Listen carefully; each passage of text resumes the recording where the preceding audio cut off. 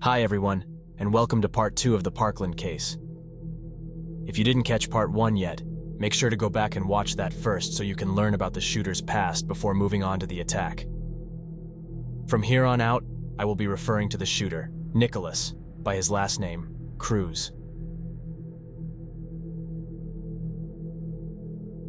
About 20 minutes prior to school being let out on Wednesday, February 14th, 2018, students and teachers alike were preparing for the end of the day, eager to enjoy their time away from class.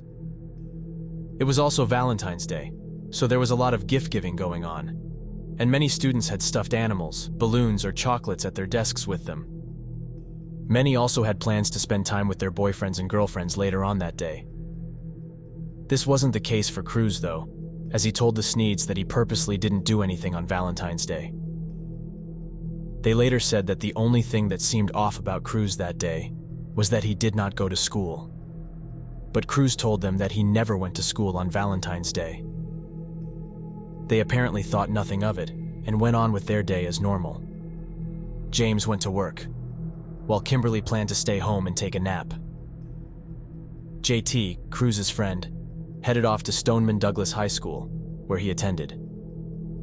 Unbeknownst to the Sneed family, Cruz also planned on going to Stoneman Douglas that day. He ordered an Uber a little past 2 p.m. and set his destination to the school. When the driver arrived to pick him up, she said that he got into the car and told her that he was heading to music class. Cruz later spoke about this as well, and how he was able to bring his gun into the car without her knowing. Where'd you sit in the car? The back seat? Yeah, back seat. Okay. And I told her that I had musical instruments. I was in the orchestra. okay. And how come you did that? So I can get away with getting my guns in the car and going to the school. And what did she say to that? She said, okay. The driver later recalled that Cruz spoke to her a little bit during the drive but was on his phone for most of the time. At about 2:20 p.m., the Uber driver pulled up to the east side of Marjorie Stoneman Douglas High School, and Cruz stepped out. With him, he brought a large gun case and a backpack. Inside of the case, Cruz stowed his Smith & Wesson semi-automatic rifle. And inside the backpack, he had a vest filled with loaded magazines, which he had prepared the night before.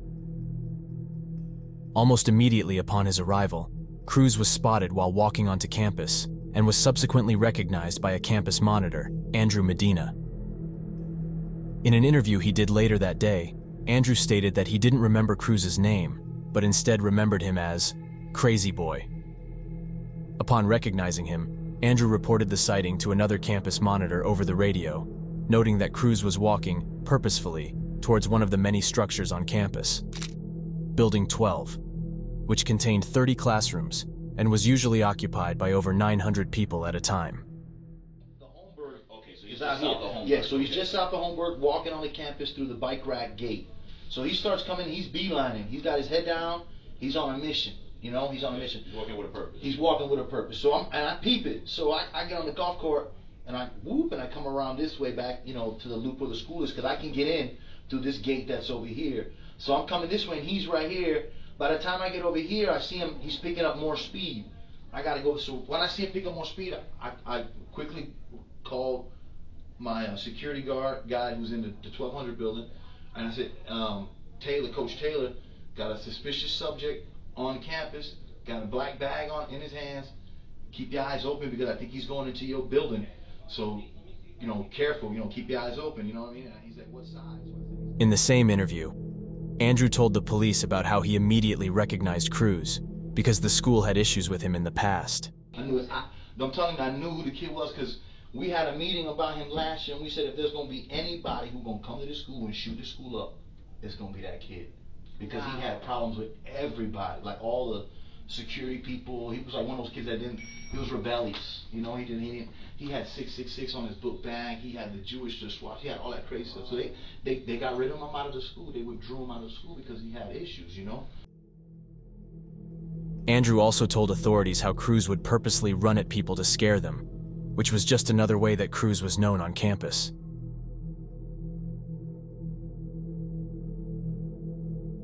Moving on, as Cruz made his way further onto campus, he noticed that Andrew had seen him, which spooked him. Walk through the gates. Hopefully there's no security guards, which I was wrong. So I haven't been to that school, so are there lots of gates, or how do you get to it?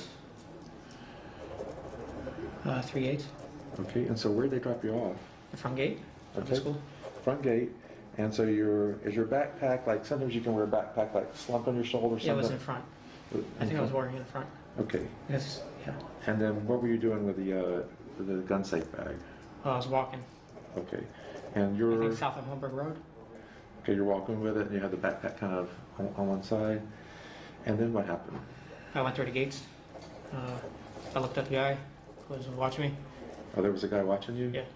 Was it And- that? Was it Yeah, that? I saw him radioing, and I said, "Oh shit, I'm screwed." So I just ran into the building.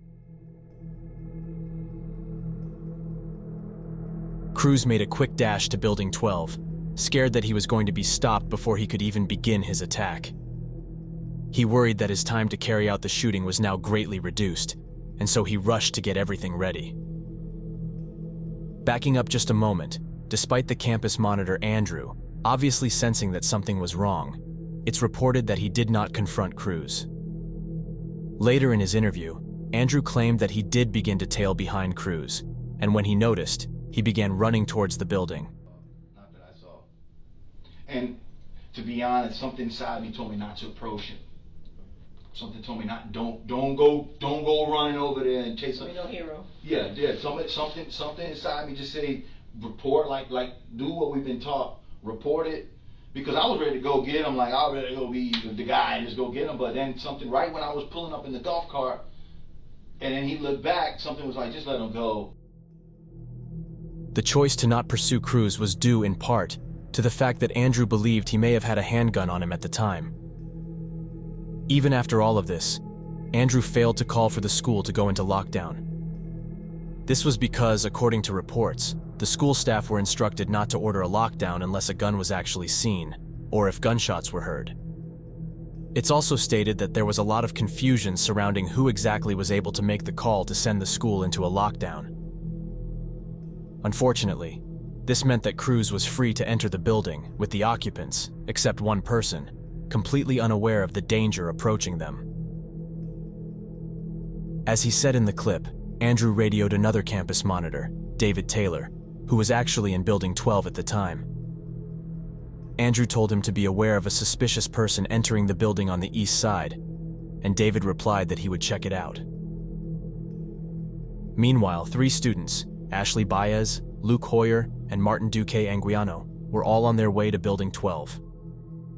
Ashley was coming from a different building to use the restroom since the closest working ones were in Building 12. I want to mention here that there were bathrooms on all 3 floors in Building 12, but the ones on the 1st and 3rd floor were locked. It's reported that the school did this as a result of kids using the bathrooms to vape.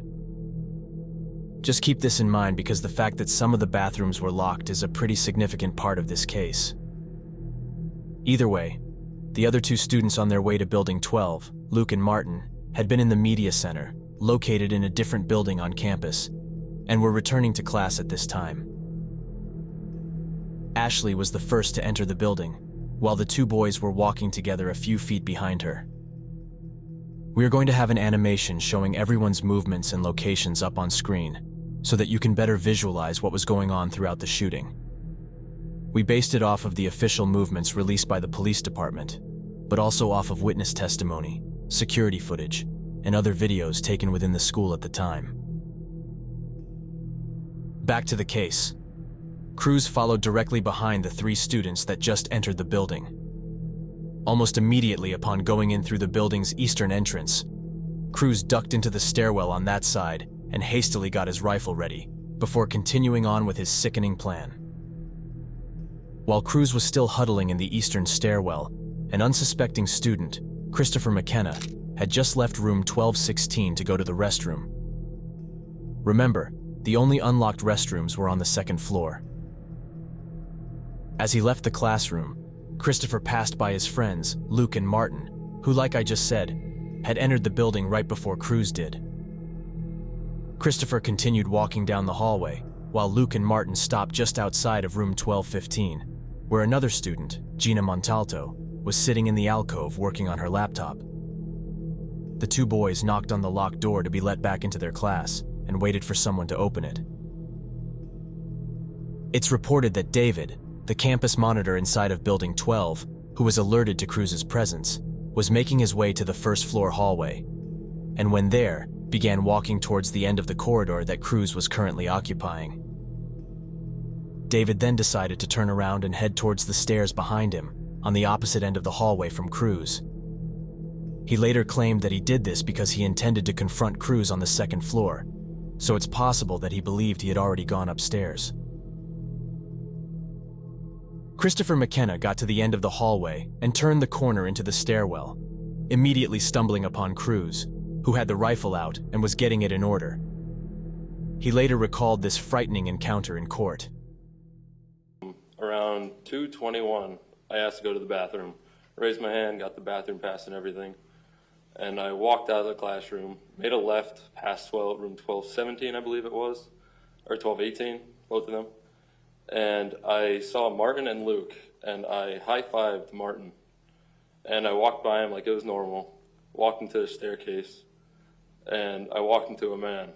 He was wearing a maroon shirt with a JROTC shirt with a backpack and a hat on, black pants, he had a rifle in his hands.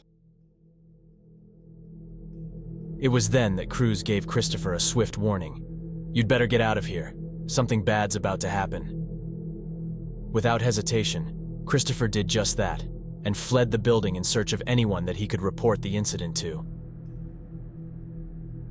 Andrew Medina, the campus monitor, was still outside in this area, but it seems that Christopher didn't see him and instead immediately ran north, turning around the northeastern corner of the building before continuing. Unfortunately, that meant that Andrew was still unaware that Cruz had a gun, delaying the call for a lockdown even further. Either way, when later asked why he thinks he was spared in the stairwell, Christopher said, "I don't think he was fully reloaded yet. I don't think his bullets were in." Had Christopher been delayed by just 5 seconds in getting to the stairwell, it's likely that he would have been the first victim. Ashley, the girl who was in Building 12 to use the restroom, saw David Taylor as he made his way up the stairs on the west side of the hallway and noticed that he was on edge. About 2 seconds after Christopher took off running, Cruz finished setting up. Now armed and extremely dangerous, Cruz made his way out of the stairwell and into the hallway containing the first-floor classrooms. Ashley later spoke about this point in time in court. I directly went to the bathroom. I saw someone in front of me in the stairwell, someone higher up, an administrator or security, who looked freaked out. So I turned around because I saw him run up the stairs. And then as I turned around, I saw the shooter coming out of the stairwell. And then I immediately turned back around. It was right then that Cruz gained vision of 3 students, 14-year-old Gina Montalto, 15-year-old Luke Hoyer, and 14-year-old Martin Duque Anguiano, all still in the hallway, outside of room 1215, just a few doors down from the stairwell. Someone inside the room was about to grab the door handle to let Luke and Martin in when the first shots rang out. It was at 2:21 p.m. that Cruz began firing towards the small group of students. Sadly, all 3 of them were struck by his rifle rounds, and all sustained serious wounds. Ashley Baez was further down the hallway and was shot once in the upper leg during the burst of fire. Ashley later stated that she didn't even realize she had been shot right away.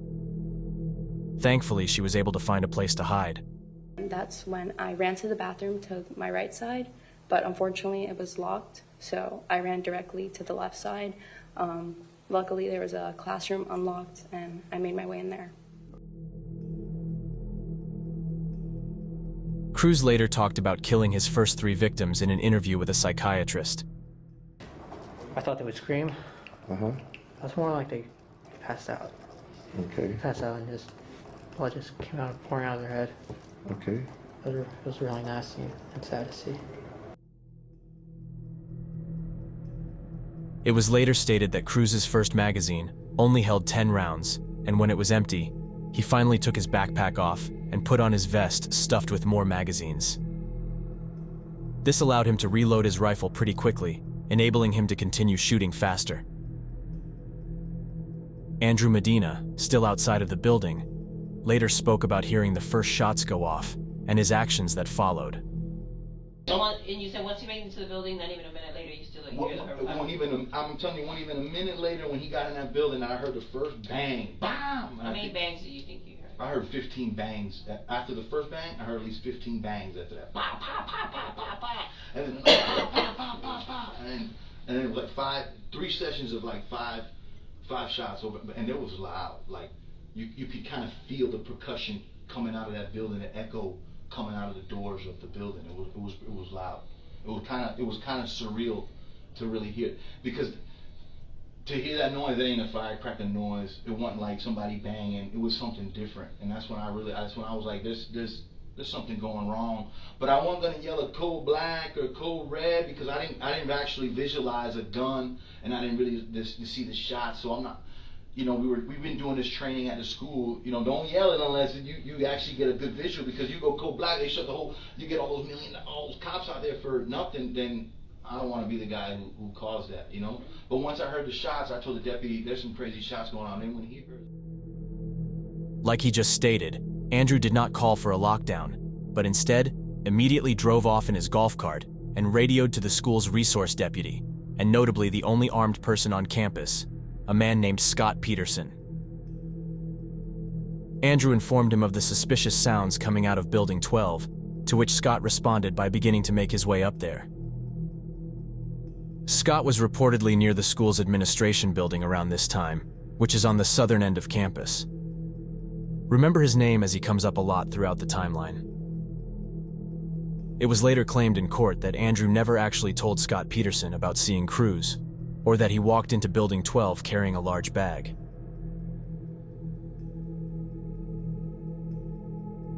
David Taylor, who was in the process of making his way to the second floor, began sprinting up the stairs upon hearing the shots. He immediately sought refuge in a janitor's closet, and despite being in possession of a radio and just witnessing the beginning of the attack, he too did not call for a lockdown. Again, the school's policy wasn't clear as to who was able to make that call.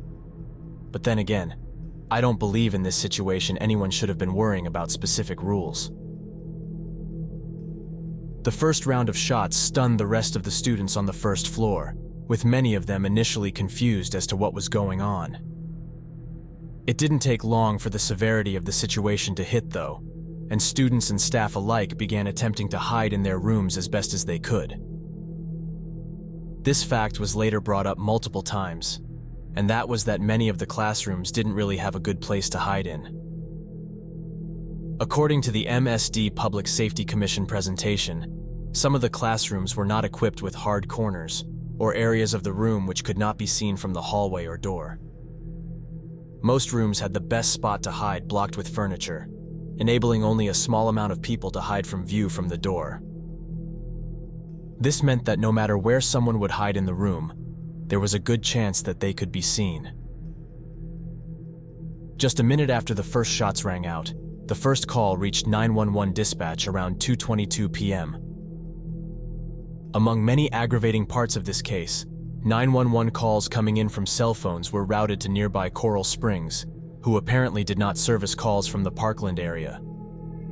Because of this, precious time was wasted while 911 operators relayed the information about the shooting to the Broward County Sheriff's Office, or BSO, who were in charge of calls from Parkland. Meanwhile, Cruz continued on his rampage, targeting specific classrooms in the process.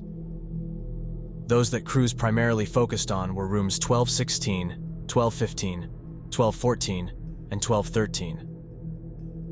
Those inside had little time to react, and again, there weren't many hiding spots in the rooms to begin with. I will be sharing some testimony from those inside of each classroom in just a moment. The movements later released by authorities show that Cruz first shot into room 1216, killing 1 and injuring 3. It had only been about 10 seconds after the 3 kids were shot out in the hallway. It's reported that the student who was killed in 1216 didn't even get the chance to make it out of his seat before being shot. Cruz then made his way down the hall, and according to the prosecution at his later trial, he, again, fired into the bodies of the 3 he had already shot out in the hallway. Cruz then set his sights on those in room 1214, and 6 students in total were shot, with 2 of them succumbing to their wounds: 17-year-old Helena Ramsey and 17-year-old Nick Dworet. Nick's brother, Alexander, was actually in the first room that Cruz shot into. He sustained a head injury that he thankfully ended up surviving. Based on the police's representation of the event, it seems that Cruz then shot into room 1215. Other than the 3 students in the hallway, no one else was injured or killed from this classroom. Cruz then made his way back across the hallway, firing into room 1216 once again. During this volley of shots, Cruz killed 2 more within the classroom, and also left another 2 injured. 8 students in total were shot in room 1216, with 3 of them, 14-year-old Alex Schachter, 14-year-old Elena Petty, and 14-year-old Alyssa Alhadef, losing their lives as a result of their injuries. Though the danger was apparent to those on the first floor, some in other parts of the building were not aware of the threat quite yet. Miss Lapel, the teacher in room 1255 on the 3rd floor, later testified about hearing faint and distant popping sounds, but that she assumed it was either balloons popping, firecrackers, or an object like a computer cart falling over. She said that her class paused for a moment after the sounds began, but ultimately continued on with what they were doing.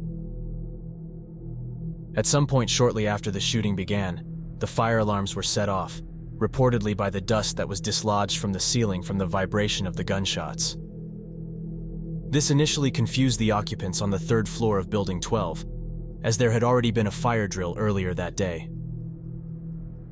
Miss Lapel later testified in court about that day. I think I heard popping sounds again. I don't quite remember because simultaneously the fire alarm went off. And the fire alarm in the 1200 building is piercing. And so that sort of superseded anything else that maybe we had heard before. So I grabbed my emergency folder and my phone, and I yelled over the noise and motioned for everybody to leave the classroom and meet up where we normally meet up. And where do you normally meet for? We'll usually meet in the by the fence on Holmberg Road, like inside the fence. Okay. We're all assigned to different spaces. So when you go, when you leave for a fire drill, you go out the east stairwell? Right, so every classroom goes a different route. In our Right. classroom, we would go to the east. Because you're 2 classrooms from Right. the stairwell, right? Correct. Okay.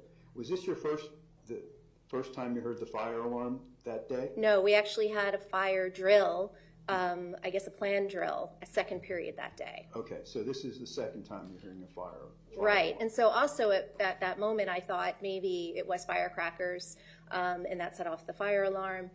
To me it wasn't a drill because it was at the end of the school day, and it didn't make any sense for them to have a drill at the end of the school day. Okay. So I figured it was either an alarm pull that maybe a student pulled, or a prank, or whatever it was.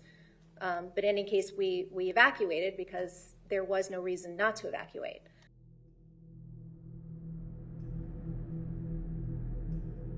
Students in all rooms on the 3rd floor then began to exit their classrooms in response to the alarm going off, unaware of the threat looming below them. A large amount of people were flowing out of the rooms and into the hallway, causing it to become congested up on the 3rd floor as they made their way towards the stairwells. Back down to the 1st floor, the school's athletic director, Chris Hickson, who was outside at this point, had apparently heard the shots go off inside of the building and immediately made his way inside to check it out. Chris selflessly rushed into the building through the western end and wasted no time running towards the gunman, who was still next to the classroom that he shot into for the second time, room 1216. As Cruz backed away from the room, he noticed Chris and instantly aimed down the hallway, shooting at and hitting him. Chris proceeded to fall to the ground as a result of his injuries. The prosecution later claimed that Cruz then started walking down the hallway and shot into the three still laying on the ground for a third time. Cruz then reportedly briefly took cover in the alcove outside of room 1214. Simultaneously, the injured Chris Hickson crawled behind a nearby wall to take shelter. It's reported that Cruz then discharged a few more rounds into room 1214 before crossing the hallway to room 1213's door. He fired through the narrow window in the door, like he had done for all of the previous classrooms. In total, 4 students in this room were struck by the gunfire, with one of them, 16-year-old Carmen Schentrup, passing away as a result of her injuries. At no point during the shooting did Cruz enter any classrooms, despite him only needing to reach through the broken windows and pull the handle to open the doors. It's truly a miracle that he never did, because there's no telling just how many more victims there would have been if he had decided to do so. I'm now going to get into the testimony from those located in each of the 4 classrooms that Cruz shot into. Room 1216 was Miss Haas's, who taught English, and at the time the shooting began, the students inside were quietly focused on their work. Miss Haas later testified in trial about the time that the attack began and the events that quickly followed. And we heard the pop, pop, pop, the sounds of the gunshots. Okay. It happened quick, and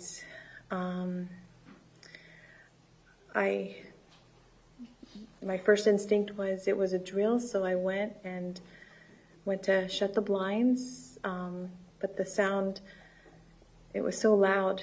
I remember shaking and telling the students to go where they needed to go. It was a drill, and the students were screaming. Students were coming to my desk and screaming and shouting and coming over to any area they could. I turned around quickly, and that's when I saw that it was not a drill. One of the students was injured. He didn't have time to make it out of his desk. Who was that, Ms. Hans? That was Alex Schachter. Okay. He got injured very quickly. It happened very fast in the classroom. I quickly called 911, and as I called 911, I texted my husband, to call 911, that this was an emergency. The sounds were loud, and they were just a lot of them. The room filled with smoke. It was hazy. The kids were doing their best they could to get to safety in a classroom that has nowhere to go. Like stated before, a student in this classroom, Alexander Dworet, sustained an injury to the head, but ended up living. He also gave his recollection of being injured and what he saw in the room. I started hearing loud bangs, but at that moment I didn't think it was anything out of the ordinary. Maybe it was the band coming through the hallways, banging their drums or whatever. Okay. And then I just remember feeling a sensation on the back of my head, like a hot sensation, and I just realized I was in danger, so I reacted as quick as possible and tried to just get somewhere in cover. So I went to the hard corner of the room. Okay.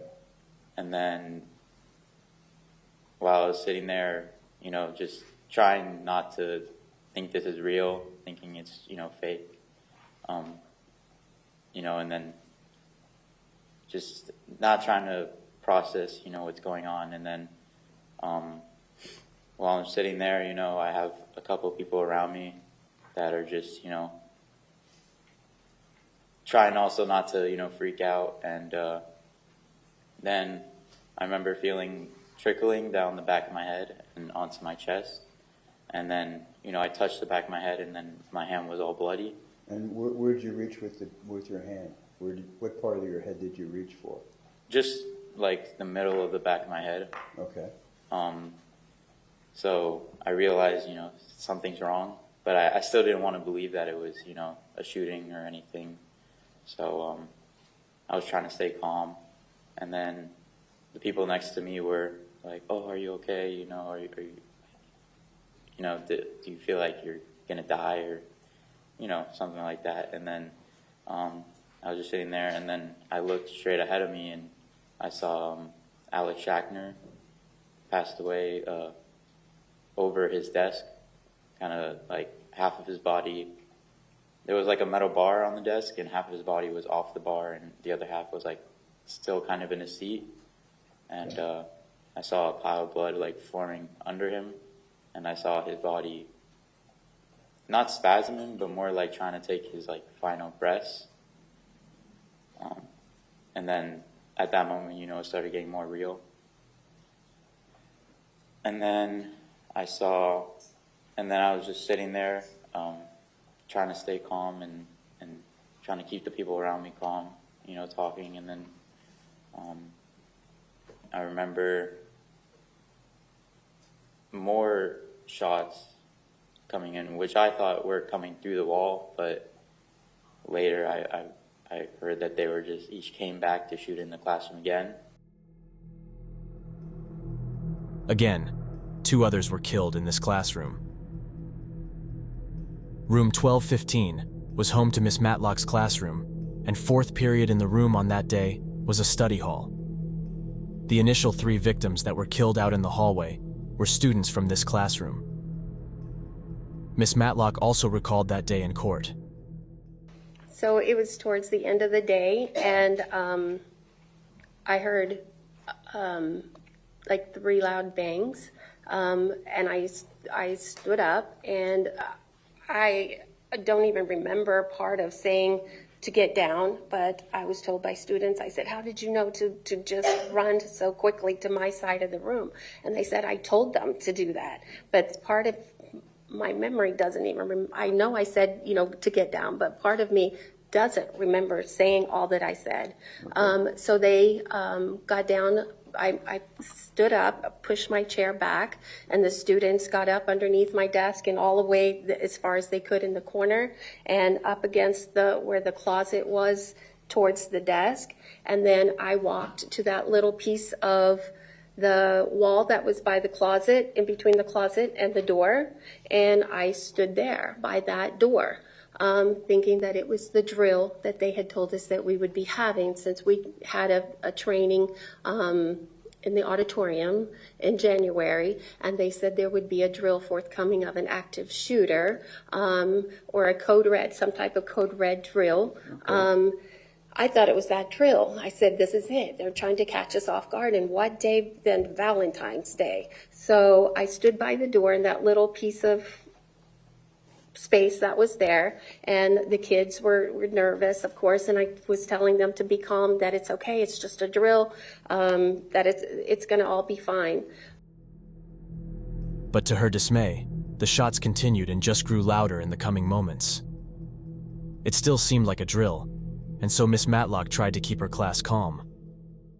I moved towards the front of the door, and when I was in front of the door, the glass fell out on my feet, and all I could think of, and I didn't have a phone with me, I always kept my... When you say the glass fell out, you talking about the glass in the door? Yeah, the glass in the door. I was standing in front of that door when the glass fell in front of on my feet, and I remember I walked towards the student's desk, and I was still in front of the door. I walked in front of the student's desk, and I looked at the students hiding behind my desk and in that corner, and I told them, I said, oh boy, now this is really bad. Whoever's conducting this drill, somebody could have gotten hurt through the glass. And then I walked back towards the students, and I told them, it's okay, just relax. I kept thinking that it was a drill. Okay. But soon, the severity of the situation began to sink in. Those inside the room quickly became aware of the terror that lurked outside in the hallway. so I was looking out through the windows, and I don't know where, like, if the adrenaline or what it was. I was looking, and I remember on top of the window there was like a blue light on top of the window, and then my senses started coming in, and I started smelling like when you light a match, like the smell of, I guess it's sulfur. I started smelling that. And then I looked at a student desk, and I saw like some debris, and I thought, well, that's weird that would be there like that. And then I kept addressing the kids that it would be okay, that it's a drill, and it kept coming in and out of my mind. Is it a drill? Is it not a drill? Is it a drill? Is it not a drill? And then I stayed with the kids until what seemed like forever, and you could hear what were gunshots, but we thought it was... How many gunshots did you hear? Oh, there was a lot. I couldn't even tell you. From I don't know. your classroom, were you able to tell where they were coming from? They were coming from the hallway and from from the room next to me. Okay. And then we heard screaming next door. The room next door was room 1214, which was a social studies classroom, and the teacher, Miss Seamus, was just wrapping up a lesson in which they learned about the Holocaust. Miss Seamus later testified in court about that day. We heard very loud shots going off in the hallway right outside the classroom door. Okay, and then what happened? And so it was just for maybe a second, the students just, it was almost like we stopped in our tracks, and they flew out of their seats and tried to find cover. I mean, in my mind, it was unmistakable that that was gunshots. She continued on a little later in her statement, describing the short time that the class had to find a spot to hide.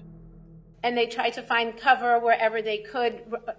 We didn't have much time, but they scrambled to different parts of the room, sort of along the perimeter, and some tried to get behind the laptop cart, and some tried to get behind a file cabinet and the Recordex board.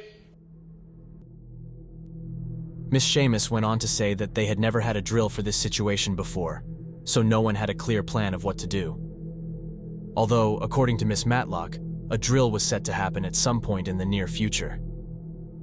Either way, Miss Seamus eventually huddled with a few students before their classroom became Cruz's target. So we all were sort of down on the ground. We were on the floor trying to hide behind whatever we could. And it was really seconds later that the barrel of that AR-15 just ambushed our classroom. A student who was injured in this classroom, Samantha Fuentes, also later testified about what she remembered from that day. I was sitting at my desk on my phone, just scrolling through Instagram, getting ready to leave. And I was sitting very close to the door. I actually sat in front of the door that opens in and out of the classroom.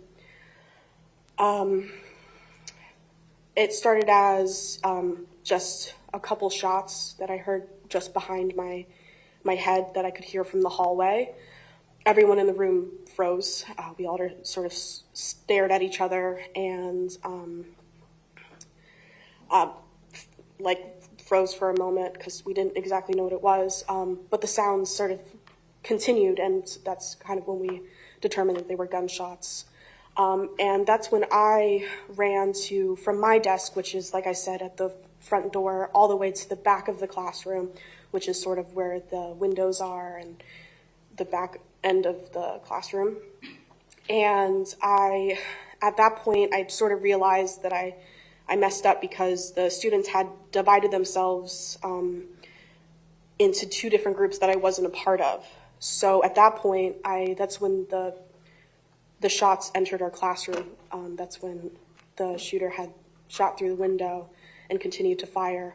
I was on the ground at the back of the classroom, and I was crawling on my hands and knees to join the rest of my classmates who were sitting in the corner next to a wooden podium, the laptop cart that contained the laptops, and just a few books that people were using to barricade that corner. When I made it to that corner, the shots were still firing. I put myself behind the wooden podium as best as possible. At a moment, while the shots were all going, I had my vision and both my hearing went away briefly, and all I could see behind my eyes were white. So I was very confused and disoriented with exactly like where it was coming from. So unknowingly, I peeped my head past the podium to look at the door. That is where I saw Cruz standing there after he had finished firing. He was standing at the window at the door. And then I moved back into the podium and was facing a few of my classmates, two of which were shot dead right next to me. Who were that? Nick Dworet and Helena Ramsey. Okay. And they were both horizontal or diagonal from me. In this corner, I had my bodies facing them, looking at them. And at that point, we were all whispering, being very, very quiet.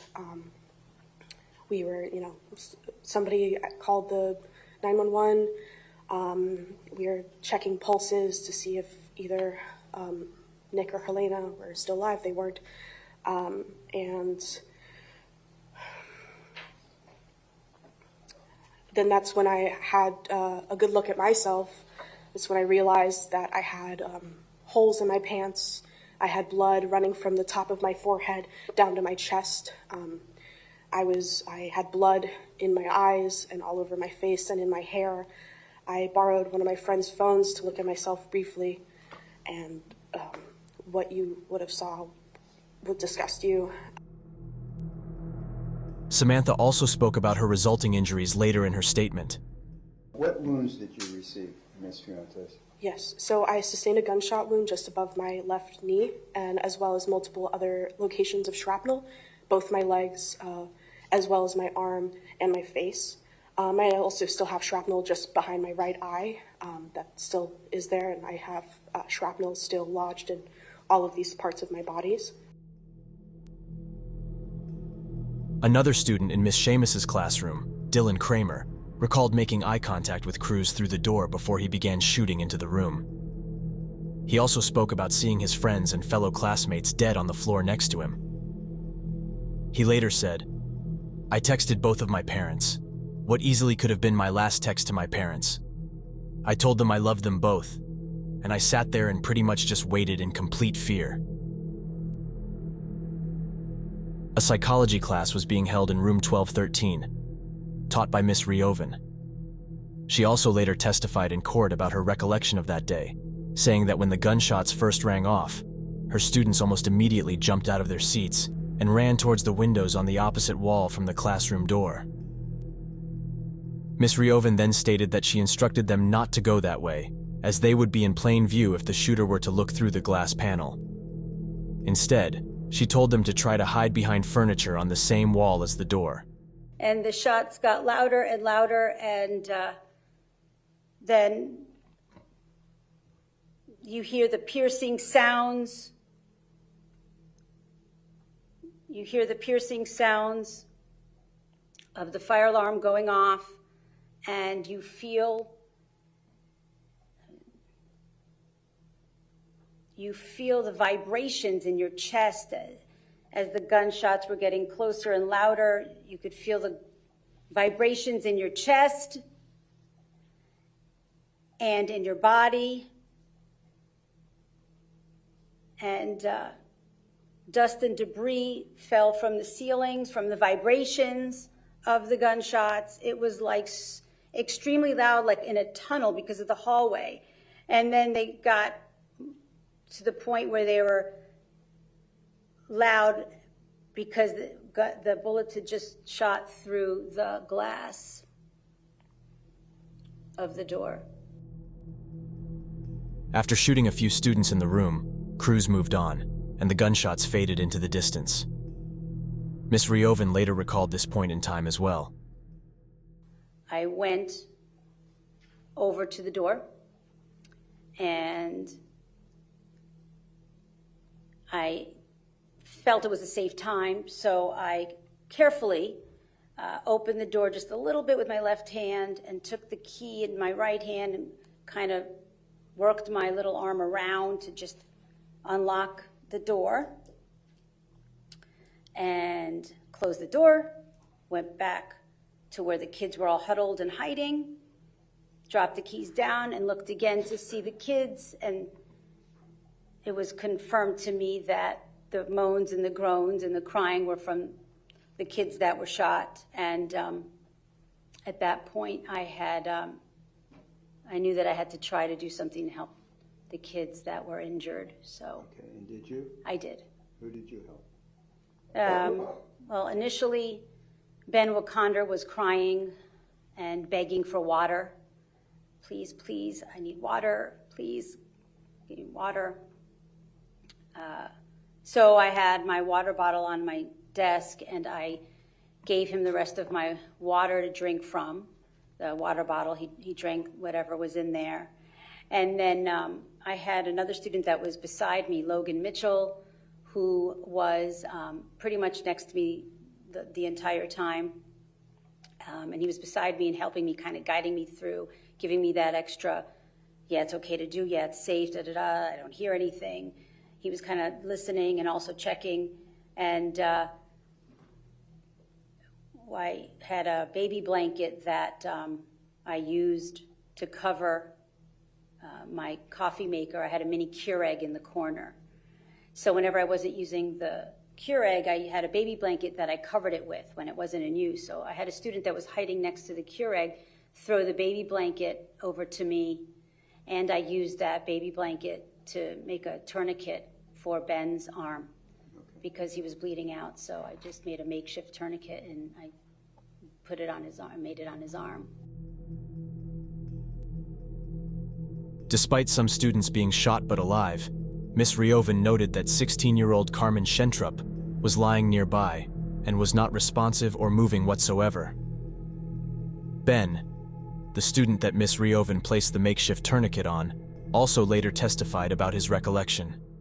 I guess about probably like 20 minutes before class ended. I don't really remember exactly, but then a bunch of loud bangs rang out in the hallway, and everyone kind of ran over to the corner of the classroom. And then I don't remember exactly how long, but eventually then shots came through the window of the door in our classroom. And yeah. And where were you when he was firing in the window of your classroom? I was kind of over by the desk on the side, but not behind the desk, just like kind of against the wall. Okay, and were you wounded? Yes. At what point did you get shot? I'm not sure exactly. I guess I didn't really realize what was happening completely, but I knew, like I felt like I was lifting my right arm totally up like this, but then I saw that it was just like laying on the side of me, but it completely felt like I was lifting it, and that's when like I guess I realized that something was wrong, and I called out for like someone to tie something on my arm. Okay.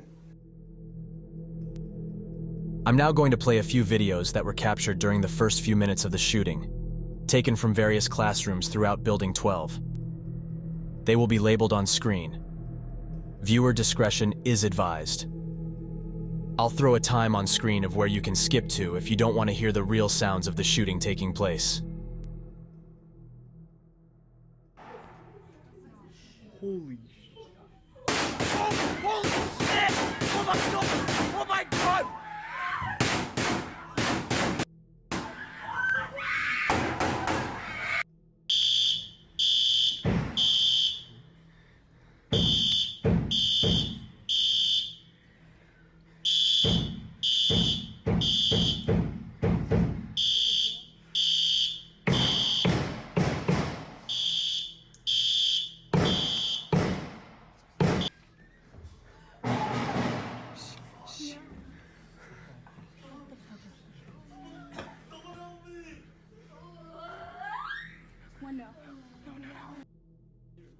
Bro, what the? I know you. I know you guys hear me. Now I'm going behind the cover. It sounds like somebody in the bathroom. Shh. That smells like fucking What the fuck?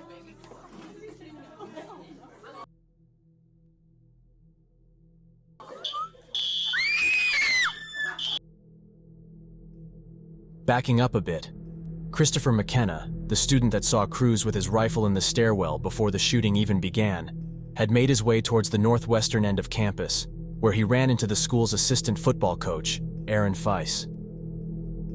Christopher hurriedly warned him about what he had just seen, expressing the dire situation to him. Aaron immediately took the report seriously and told Christopher to get in his golf cart. The two then began driving towards Building 13, which was directly to the west of Building 12. Christopher later testified that it was on the drive over that they heard multiple muffled shots go off. After leaving Christopher at Building 13, Aaron told him that he was going to go see what was happening. He then immediately made his way towards the western entrance of Building 12. At the same time, Cruz was jogging down the hallway towards the stairs on the western end of the building. Chris, the teacher that Cruz had previously shot in the hallway, was still alive and hiding behind the wall. As Cruz passed the spot that Chris was laying, he turned and aimed his rifle at him, shooting the teacher again, wounding him even further before running into the stairwell. Still, Chris was alive, and it's reported that he spent the next several minutes struggling to get to his feet, which he was apparently never able to do. Remember this for the future, as the amount of time that the police took to enter the building is a critical part of this case. Meanwhile, Scott Peterson, again, the only armed person on campus, had met up with the campus monitor, who initially spotted Cruz, Andrew Medina. Together, they got in a golf cart and made their way north toward Building 12. According to the released security footage, they drove up close to the east entrance of the building. Andrew then drove off in the cart, while Scott and a security guard who was with him retreated back between Buildings 7 and 8. Scott's actions as a whole throughout the attack are heavily scrutinized, so I will be talking about them throughout the retelling. According to SunSentinel.com, as Scott arrived between Buildings 7 and 8, he drew his firearm but chose not to head toward or inside of Building 12, despite the threat still obviously being active. At the same time, he reported over his police radio saying,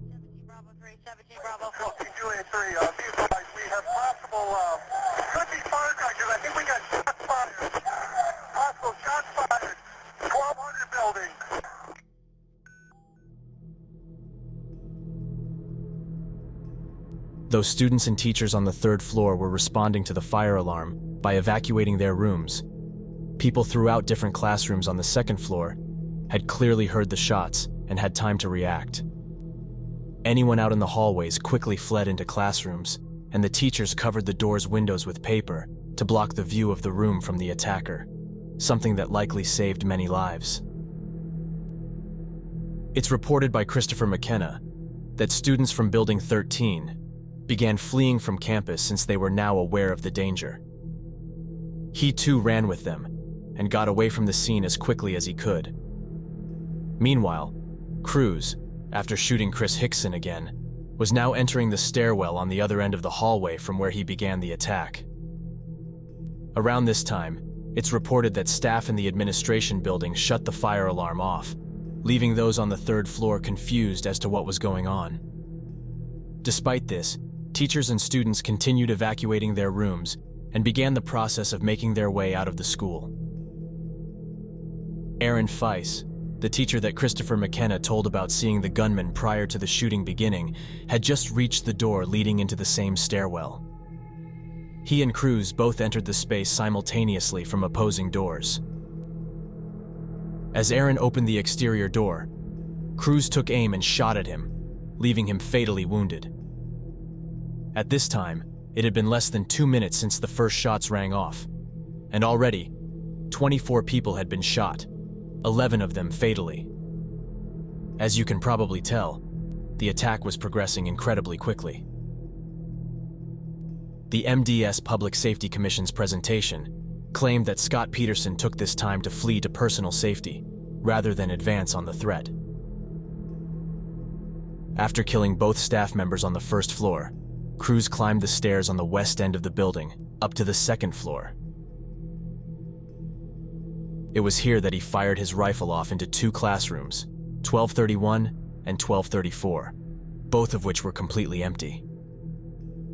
He didn't linger around any particular spot for long, though. Instead, he continued making his way towards the other end of the hall.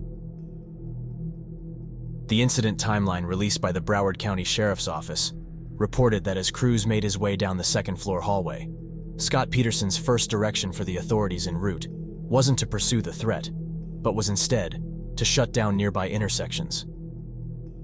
It also states that Scott later advised the units to stay at least 500 feet away from Building 12, to which they seemingly obeyed.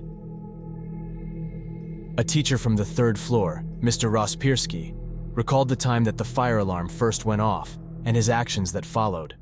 Sitting at my table, at my desk, grading papers. I had a stack of tests that I had to get through because I wanted to, because they'd just taken them, so I was trying to get on top of that. Right. And then sitting in class, and I heard a fire alarm go off. Okay. So, follow normal fire procedure. Get all the kids out, walk out of my room, and that's when I saw kids starting to walk towards the west stairwell, because that's our normal path, and then they all started coming back. Right. And I was unsure as to why. I started hearing what I thought were gunshots, at least whatever, so I wanted to go investigate. So that's when I walked to the west stairwell. Were you familiar with guns? I grew up in the state of Michigan, hunting, fishing, and doing all types of things. Right. So yes, I'm very familiar with them. Okay, so that you recognize gunshots? Yes. Okay, so how did you respond? What did you do? I went to investigate. I wasn't sure what was going on, right. So I couldn't see anything, but I definitely heard gunshots. So then I returned back in the hallway. I saw a very packed hallway, to say the least, as I'm sure that, I'm guessing some people have seen on video. And I tried to calm kids down and get them into the classrooms that they were supposed to go to. Like you just heard, Mr. Rospierski knew something wasn't right. He went into the western stairwell to investigate the noise, and that's when he began to try and get students back into their classrooms. At this time, most of the people on the 3rd floor had left their classrooms and were beginning to make their way down the stairs. It's noted on the MSD Commission's presentation that on surveillance footage, it appeared that students began to linger in the eastern stairwell. The presentation says, students between the 3rd and 2nd floors in the east stairs seemed cautious about continuing downstairs. This was most likely due to the fact that they were finally able to hear the gunshots as Cruz walked down the hallway on the 2nd floor, since the fire alarm had been shut off. As Cruz shot throughout the floor below and approached the eastern stairwell, students began screaming and running back up the stairs. They then began pushing their way back into the 3rd floor hallway, and it's reported that since the hallway was so full, students began being pressed up against the walls, unable to move, as panic set in further within the crowd. Some sources state that the fire alarm came back on at some point, which is corroborated by the testimony I'm about to play. I wasn't able to nail down exactly when this happened, though, so I apologize. Miss Lapel later spoke about the point when students began coming back up the stairs. So we start walking towards the stairwell, which is about 20 feet from my classroom. Maybe I walked about 2 feet, and I heard the screams before I heard anything else. So all of a sudden, I hear kids screaming, and then there was a log jam right before the stairwell. No one was moving. The crowd started moving backwards towards me. And so as that was happening, I heard shots, gunshots. It wasn't really connecting that it was gunshots. It was just very, very loud.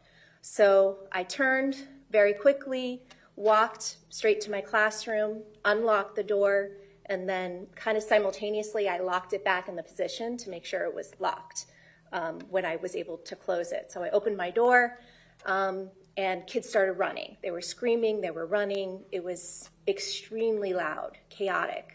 Heard shots, the fire alarm was still going off, and everyone was just kind of running in a haphazard way. Unfortunately, the short amount of notice that they had after becoming aware of the threat would not be enough for some of them to seek refuge. Despite everyone's best efforts, there just simply wasn't enough time for everyone to escape before the danger was present in the hallway with them. According to the police's timeline, it took just about 40 seconds for Cruz to reach the eastern end of the second-floor hallway and begin his ascension to the third floor.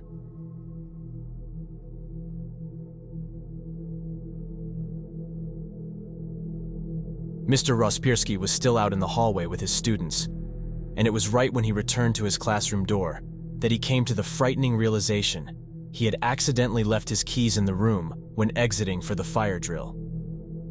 The door then shut behind the class, effectively locking them out and cutting them off from any form of safety. It was apparently the school's policy to keep classrooms locked during the time in which class was in session, which is another reason why the panicked students had a hard time finding a place to go. And by the time I got to roughly my room, which directly across from there is the bathroom, actually directly across is the water fountains, but it's both bathrooms are right there. That's when the shooter came onto the floor, and that's when everyone thankfully ducked into rooms, and I pushed a bunch of kids who were in front of me into the little alcove outside of my door. Once at the top of the stairwell, Cruz opened the door and turned the corner into the hallway.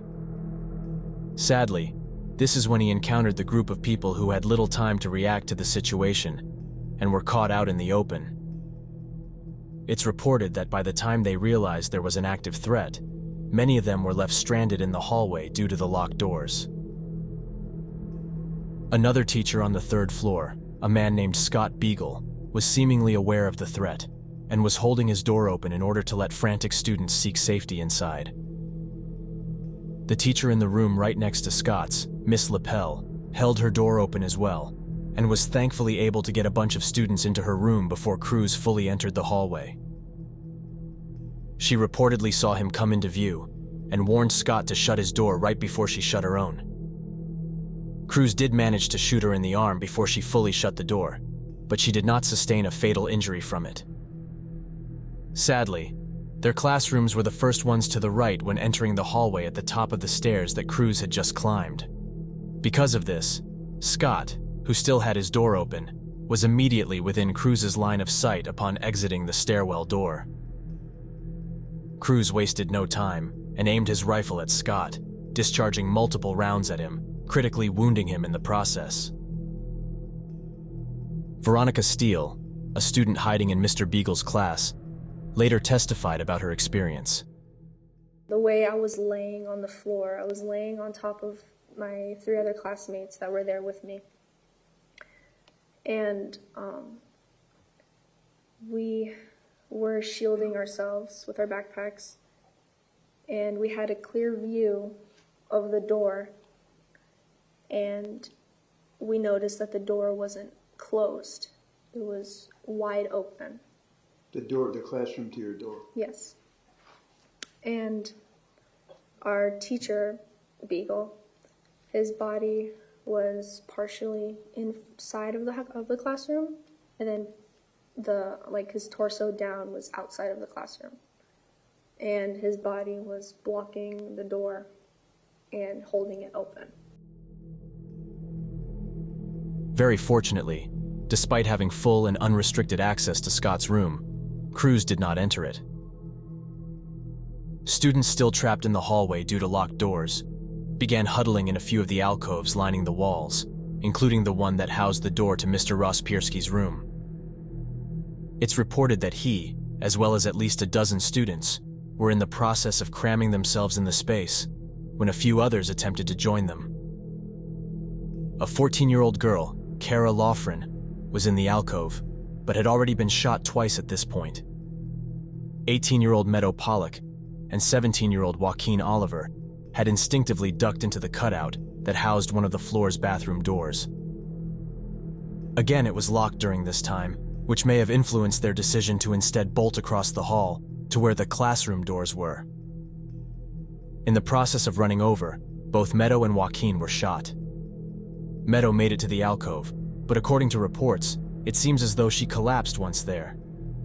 Joaquin, on the other hand, was shot in the leg and apparently made the last-minute decision to seek refuge in another spot, the space directly outside of the other restroom door, just a few feet up the hallway. A few other students were injured at this time, including a boy named Anthony Borges, who was shot 5 times before collapsing in the middle of the hallway. When you were on the floor, after you were shot, did you try to get up? I tried to get up, and Were you able to? yeah, good. Can you describe for me, did you see any of your blood? There was a lot of blood around me. What, did you feel pain? Nothing, not at all. Were you in shock? Not really. Okay. What did you see besides your own blood? Were you able to look around? Yeah, I was able to look around. I was looking like a few victims. You saw a few other victims who were on the ground? Yes. Right after you were shot, did you see the shooter? I saw him when he shot me, but kind of like when I went to the floor and looked like fast. Okay. He was holding with the one hand. Some reports state that Anthony pushed himself up to sit against a classroom door to block Cruz from entering. However, he spoke about laying on the floor for the entire time before he was rescued, so I don't believe that was the case. Anthony never mentioned barricading a door with his body during his later testimony in court, and the police's recreation of where everyone was during the shooting didn't place him in front of any doorway. Rather, he stays in the same spot in the hallway the entire time. There were others still scrambling to find an area to hide. 2 others, Kyle Lamont, also already injured, and his friend Tyler West, ended up hiding in the same small space as Joaquin. As we already know, the 3rd-floor bathrooms were locked, leaving the hurt and terrified group stranded with no way to protect themselves. They were out of the shooter's line of sight for the moment, and were doing their best to stay that way.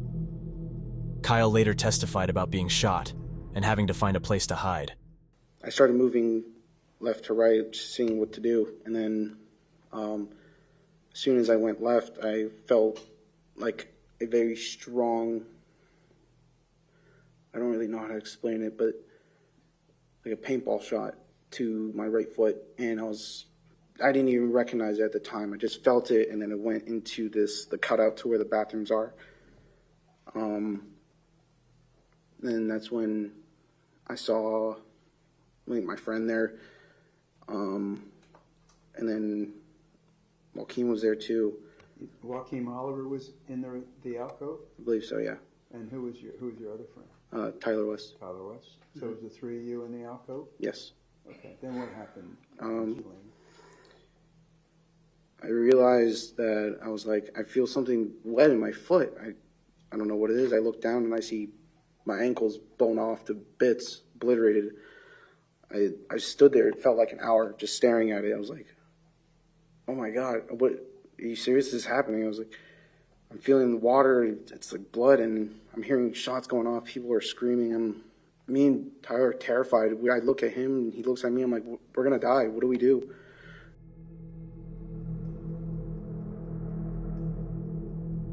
After numerous gunshots were heard coming from Building 12, but not before many people had already lost their lives, a lockdown of the school was finally initiated.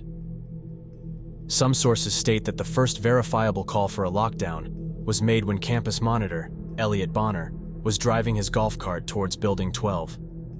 It was then that he stumbled upon Aaron Feiss's body, laying halfway out of the stairwell door on the west end of the building. Reports about this are conflicting, as some state that it was Scott Peterson that initiated the lockdown. Back to the 3rd floor, though, it's stated that at one point, Mr. Rospierski peeked his head around the wall to get a better visual of what was going on at the eastern end of the hallway. It was then that he was grazed on the cheek and the hip by Cruz's shots. Shortly after this, Mr. Rospierski noticed that Cruz had stopped firing briefly. He later recalled that he didn't know what the reason was, if the gunman was reloading, or if the rifle was jammed, but it didn't matter to him. Cruz had turned around and walked back towards the stairwell, reloading his rifle in the process. He then began walking back into the hallway, turning into the alcove where Scott Beagle's body was lying. Again, Cruz did not enter the open classroom. Meanwhile, Mr. Rospierski saw an opportunity to get his class to safety and quickly yelled for the students still in the hallway to evacuate through the western stairwell on the opposite end of the hallway that Cruz was at. Most of them ran, but the already injured Meadow and Kara stayed behind in the alcove, both laying on the floor. Once the group was at the doors to the stairwell, one of the students in the class, Peter Wang, held the furthest door open for his fellow classmates as they ran through. Cruz saw it as an opportunity to kill more people and fired upon them as the last of the students squeezed through the doors. Thankfully, most of the kids making their escape with Mr. Rospierski made it to the stairwell without serious injury. But sadly, 2 of the students were fatally shot, including 15-year-old Peter Wang, who was holding the door, and 14-year-old Jamie Guttenberg. Jamie unfortunately had sustained a single gunshot wound either right before or right as she ran through one of the doors, and she collapsed directly on the other side of it, passing away from her injuries at the top of the stairwell.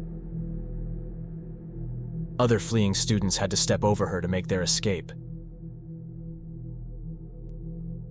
In an attempt to save his students, Mr. Rospierski held the door to the stairwell closed with his foot so that Cruz would not be able to follow the kids downstairs. Kyle, one of the people sheltered with Joaquin, later spoke about fleeing from the scene.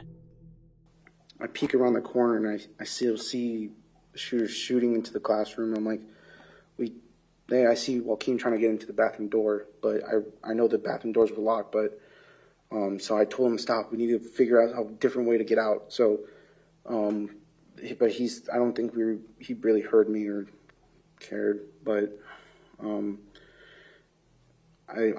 at that point I kind of stopped and trying to look for an alternative method to see if I could leave.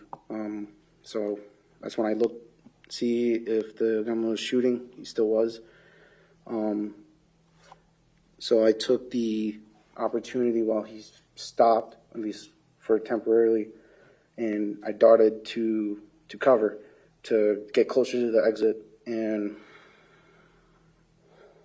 I managed to, as soon as I started running, I was the only person besides the gunman in the hallway at the time, besides the bodies that were on the floor. He started out, since I was running, he targeted me, started shooting at me. I remember hitting the wall, and as soon as I hit the wall, I could see debris from the walls of at least 4 to 5 rounds coming off of the wall. So they aimed at me. I'm assuming it was like, oh my God. As soon as it did that, the shooting stopped, and then I don't know. I can't really recall how long I was in that little covert for at the second time, but I managed to, as soon as he stopped shooting, again, run and exit. The first door I tried was on the very left, wouldn't open, and that was You're saying the door on the left. You're talking about the 2 doors that lead into the west stairwell? correct. Okay, so the one closest The one to closest to me, Okay, or you the couldn't east open side, that. it wouldn't open. And so, obviously I went to the next one, Right. and I managed to escape. Kyle's friend Tyler also took an opportunity to run when he had the chance, and ended up escaping as well. Very sadly, though, Joaquin did not get the chance to flee with them. He was already injured, and had just told Tyler that he was unable to move. Joaquin unfortunately stayed behind, in the cutout directly outside of the locked bathroom door. Back in the alcove outside of Mr. Rospierski's room, Kara and Meadow still remained, both still on the ground. I read in some reports that Meadow actually crawled on top of Kara's body in an attempt to protect her, though not every source states this. Meanwhile, Cruz made his way down the hallway, passing by Anthony Borges, who at this point was severely injured, but miraculously still alive. Cruz then made his way to the alcove that Kara and Meadow were laying in. He was then seen on surveillance footage taking aim and shooting into their bodies again, and heartbreakingly, they both lost their lives as a result of their injuries. It was later stated that Kara, at the very least, could have survived if she hadn't been shot again, since her initial wounds weren't absolutely critical.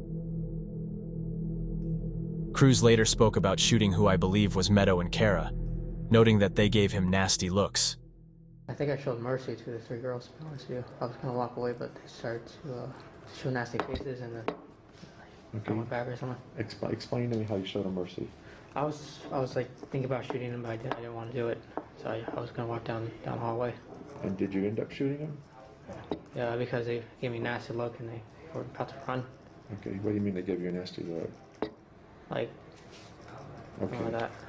And so you were going to give them mercy? I thought they were going to attack me or something. Okay, you were going to give them mercy, but then they gave you the nasty look? And they were going to run away. 2 of them were going to run away, one nasty look. And then they just, and when I pulled up my gun, they just went back and they put it into a ball. Like they pulled into a ball? Yeah. Okay, and then what happened? I didn't even aim or anything, I just shot. Okay, how did the bullets get in them if you didn't aim? I aimed downward.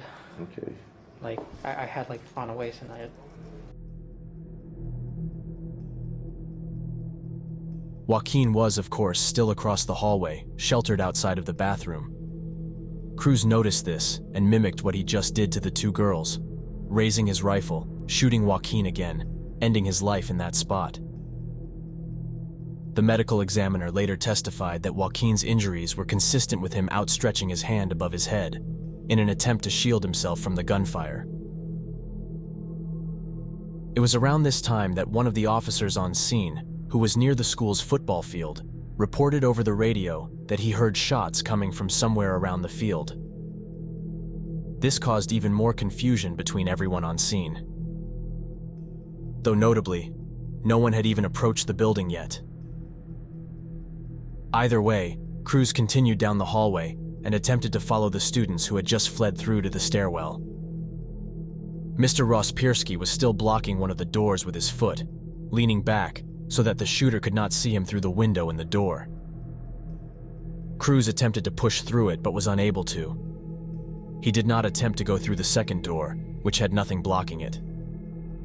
Instead, he turned his attention back to a previous victim, Peter Wang, who was lying in front of the second door to the stairwell. It's reported on some sources that he was still moving his legs when Cruz made his way over to him. In similar fashion to his previous actions, Cruz took aim and shot Peter once again while he was laying on the ground. In total, Peter was shot at least 12 times. Cruz later spoke about killing Peter. Do you remember who the last person you shot was? Peter Wang. Okay. And describe to me what happened. His head blew up like a water balloon. Again, Cruz didn't try to open the second set of doors leading to the stairwell, which most likely saved Mr. Rospierski's life, as he was still sheltered there. Cruz instead made his way into the teacher's lounge across the hallway from the stairwell. Inside, he peered out of the windows overlooking the yard below. Students and staff alike were still running all over campus, away from the buildings. Cruz wanted to take advantage of this and shoot down people that were fleeing for their lives. He raised his rifle to the window on the west side and fired 5 shots at it. He also fired an additional 5 rounds at the window that faced south within the lounge.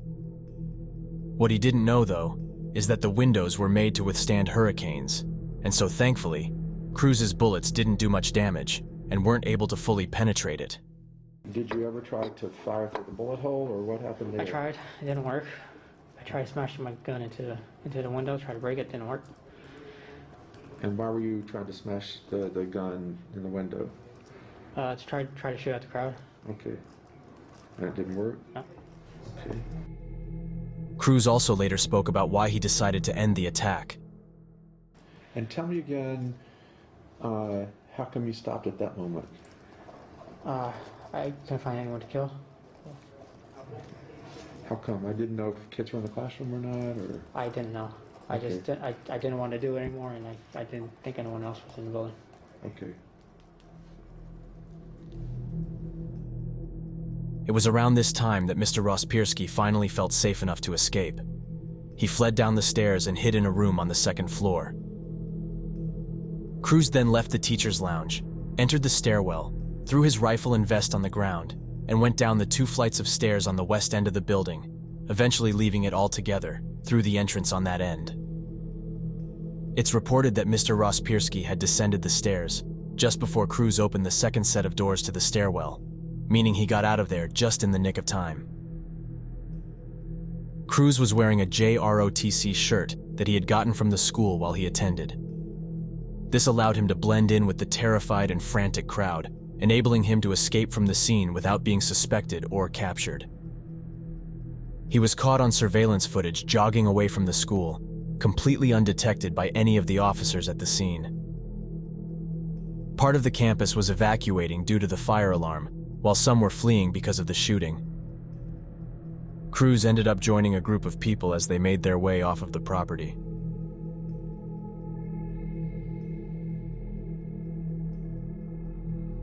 In total, the attack from beginning to end lasted just over 6.5 minutes, in which Cruz discharged 139 rounds from his rifle, 70 on the first floor, 2 in the stairwell, 6 on the second floor, and 61 on the third floor. In all, 17 people were killed in the massacre, including 14 students and 3 staff members. 11 of them were shot on the first floor, and 6 of them were shot on the third floor. The majority of them died inside of the building, while a few lost their life either on the way to or in the hospital. At least 17 others were injured during the attack, some of them remaining in critical condition for a little while due to their injuries. According to reports, it was over 4 minutes after Cruz's departure that authorities finally made entry to Building 12, completely unaware that the shooter had joined the other students in escaping the school. I read that they were tracking him on the school's surveillance footage, but failed to realize that it was delayed by a few minutes, leading them to believe he was still in the building at the time. They cautiously roamed around the halls in search of the shooter, which at least slightly delayed them from helping those who were injured. Eventually, though, they also began to evacuate the wounded out of the school. Martin Duque Anguiano and Chris Hickson were found still alive in the first floor hallway and were taken out of the building. Unfortunately, they were both reported to have passed away shortly after being rescued. This is why the police's response time was so critical. The shooting lasted over 6 minutes, and like stated before, there were at least another 4 minutes that the police did not enter the building after Cruz had left. Those on the first floor, who were the first ones shot, laid in excruciating pain for at least 10 minutes, waiting for officers to help them. As first responders entered classrooms, they prioritized getting the students that were still alive out first.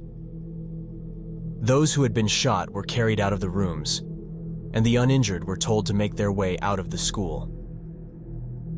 As students ran out of their rooms and towards the exit, they were instructed not to look down, as the bodies of some of the deceased victims were still present in the hallway. One student, Maddie Wilford, was severely injured and unconscious in room 1213. When first responders entered the room, they believed she was dead, and so they rescued the other injured students first. Fortunately, they at some point realized Maddie was alive, and they ended up getting her out of there. Thankfully, despite not being tended to straight away, Maddie did survive and made a recovery. Surprisingly, Anthony Borges, though extremely injured and still laying in the third floor hallway, ended up surviving his injuries as well.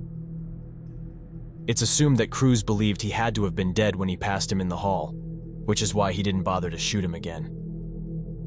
Anthony later recalled that he saw some of the other victims laying in front of him, and that he tried to call for help when he was able to. Did you see them moving at all? No, not at all. Did you think that they were deceased? Well, I tried to talk to them, but and no response, Okay. nothing. You tried to talk to them. At any point in time after you were shot, did you yell for help? I did, yeah. What did you yell? Help, help. Did and you? Spanish too, ayuda. In Spanish and in English? Yes. Okay. For how long did you yell help? About 3-4 minutes. Okay. Why did you stop after 4 minutes? That's when I realized that nobody gonna come inside and help you. Anthony's groans and pleas for help were heard on cell phone video, taken by survivors on the 3rd floor. I believe they came after Cruz had already left, seeing as he probably would have shot Anthony once again if he knew he was alive.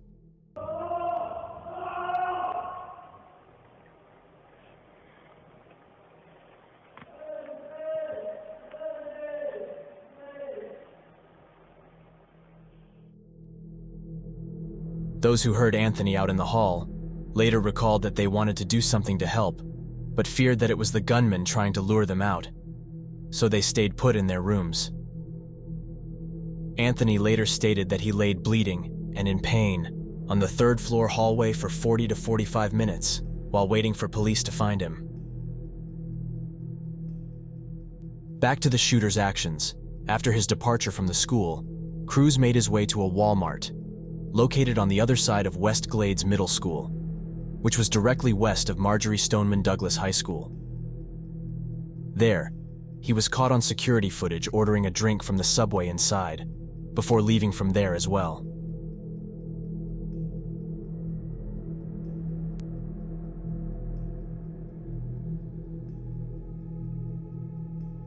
At around 3 p.m., Cruz arrived at a McDonald's, where at least one other student from the school, John Wilford, had gone to wait for his mother to pick him up. Cruz took it upon himself to sit with John, who was worried over the fact that he wasn't able to get a hold of his sister, Maddie Wilford.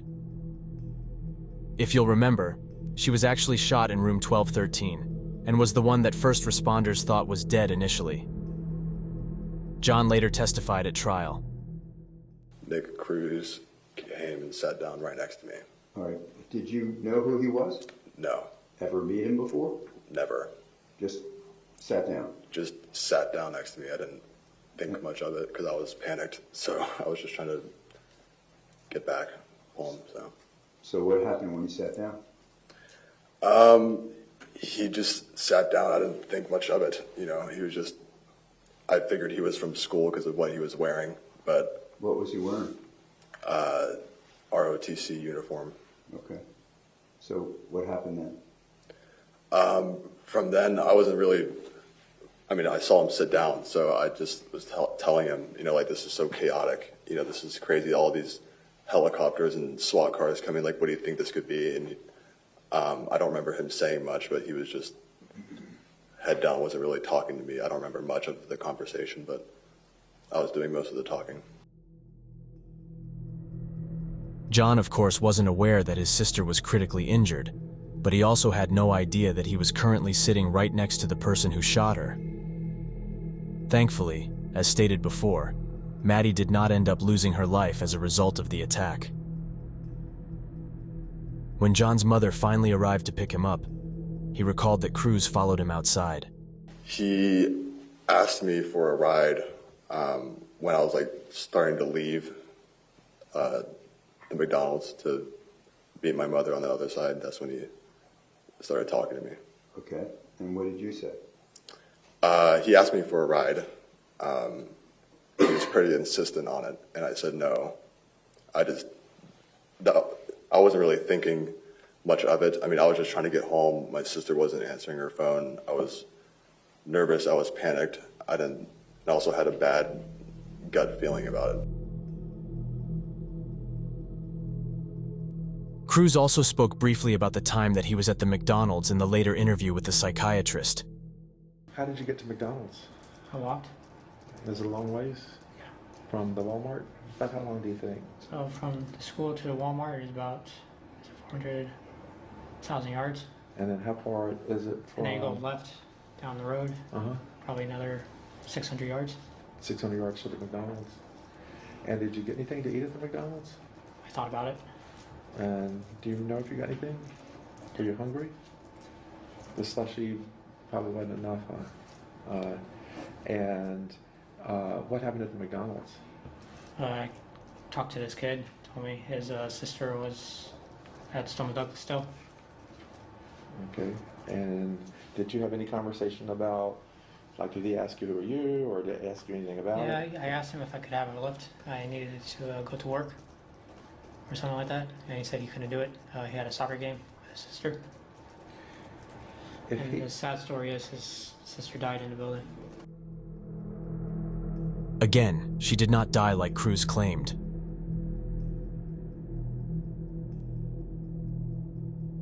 Back at the school, upon reviewing surveillance footage from the attack, it was clear who the shooter was. Again, Andrew Medina had seen him before the shooting started, and other eyewitnesses had recognized him as well, immediately reporting him as being the shooter. Authorities began scouring the surrounding area, desperate to locate him. SWAT also got into contact with James Sneed, who Cruz was living with at the time. At first, he had no idea what was going on, but after learning that his own son, JT, was fleeing the school and hearing the description of the shooter, they put two and two together and realized that it was Cruz that committed the attack. Immediately, James feared that his wife, Kimberly, was in danger since she was home alone at the time. But thankfully, that wasn't the case. Moving on, at 3:40 p.m., about an hour and 20 minutes after the attack first began, Cruz was finally spotted while walking down a residential street near the McDonald's he had been at previously. He was subsequently arrested at gunpoint on suspicion of being the perpetrator. One of the officers on scene began talking to Cruz, asking him what was going on. It was at this time that Cruz began saying random things, including that he had voices in his head. He also was apparently unaware of where he was at, and soon began to cry. What's going on today, bro? The demons, man. Demons? Voices. Yeah, no problem. Voices. Voices and demons? Where's the voices? What the fuck? Where the fuck am I? Holy shit. What happened? Shut up. Just be quiet, man. Shut up.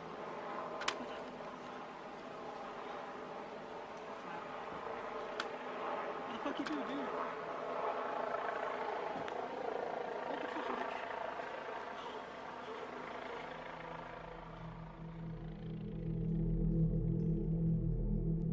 This is the beginning of what many believe was Cruz's attempt to eventually get the insanity plea. We will talk about this a little more in just a moment. Now let's get into Cruz's interrogation, which of course came shortly after his arrest. The video of it that the state's attorney's office released was 10 hours long, but a large amount of that time, Cruz was sitting alone in the room. I'm going to briefly go over the interrogation, hitting on the key points, but I'm not going to go super in depth on it. Before we get into it, I just wanted to explain that Cruz's behavior in the interrogation is a direct continuation of his possible attempt to set himself up for an insanity plea, like he may have been trying to do while getting arrested. Cruz's behavior was all over the place and seemed to change on a whim. He went from a calm, detached demeanor to panicky, to delirious, to alert and focused, and continued alternating between them. Right after being sat down in the room and being left alone, Cruz looked up, straight into one of the cameras that were monitoring him. He then repeatedly began making the motion of shooting himself in the head and chest, and also started punching himself.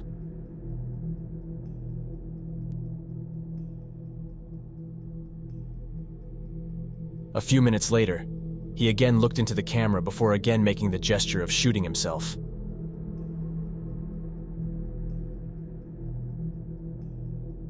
Cruz also started biting his arm and sobbing.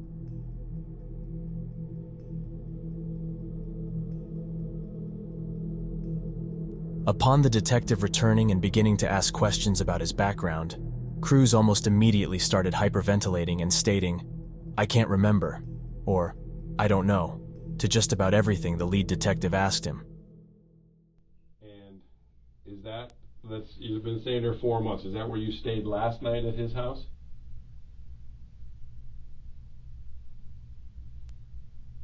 I can't remember. You can't remember, okay. Can't remember anything. Okay, well, I think you can remember, but we'll get into that as we get into. Okay, I mean, again, as we get into this, what about your phone? Do you have a phone? I lost it. When did you lose it?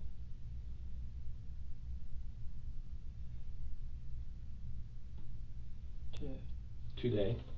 Okay. What kind of phone is it? I don't know. Okay, is it a flip top, an iPhone, a Samsung? It's a phone. What's the number?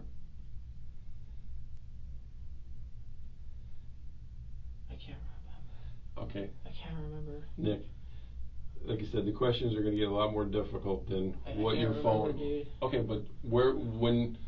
I can't remember, dude. I can't. Okay, Nick, calm down. You've already been medically cleared. I know what's going to be talked about is difficult, but again, you don't remember your phone number. How long you had the phone?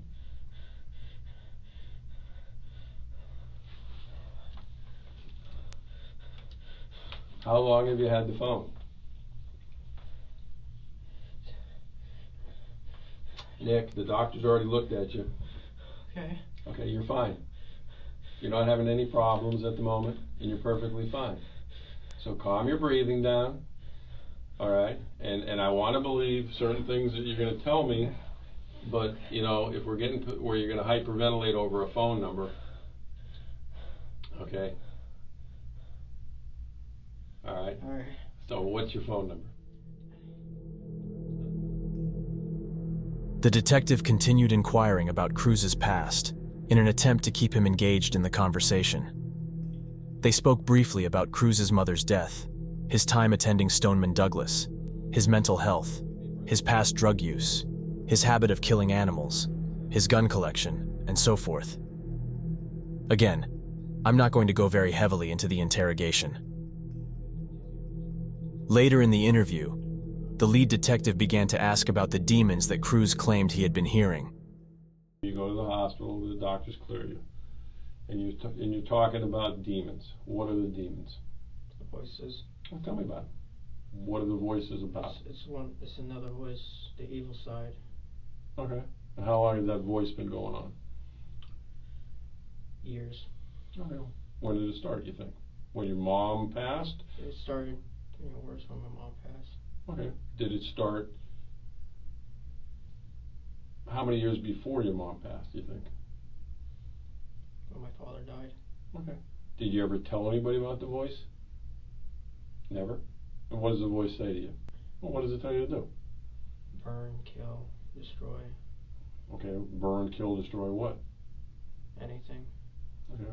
But have you ever burned, killed, or destroyed anything? What have you burned, killed, or destroyed? Burned, just fire, set fire. To what? Pit. In the pit, fire. Oh, a fire pit. Okay, well, I mean, the voice told you to burn something, you built a fire in a fire pit. What's destructive about that? That's what fire pits are made for. What else did the voice tell you to do that's... Kill animals. Okay, have you ever killed animals? Yes. The conversation then shifted to what Cruz claimed the voices told him to do the night prior to the shooting. During this section, he seemingly contradicts himself multiple times. Cruz also seemed to open up quite a bit more, and began to talk a lot more than he did in the first hour of his questioning. All right, so let's talk about the last couple days. When was the last time you heard the voice? Yesterday. What time was it yesterday? It was at night. Okay. And where were we at? Work. You're at work, so you're at Dollar Tree. And what's the voice telling you? Hurt people. To hurt people. Hurt people at Dollar Tree? Or hurt people? Hurt people in general. Okay. Doesn't say specifically who? Alright. So what happens? Did you hear the voice this morning, or no? Okay, what's the voice saying this morning? Okay, let's talk about it. Did the voice didn't tell you to take Uber, right? Yes, it did. It did? Yes. The voice said take Uber. Yes. Did the voice is in me.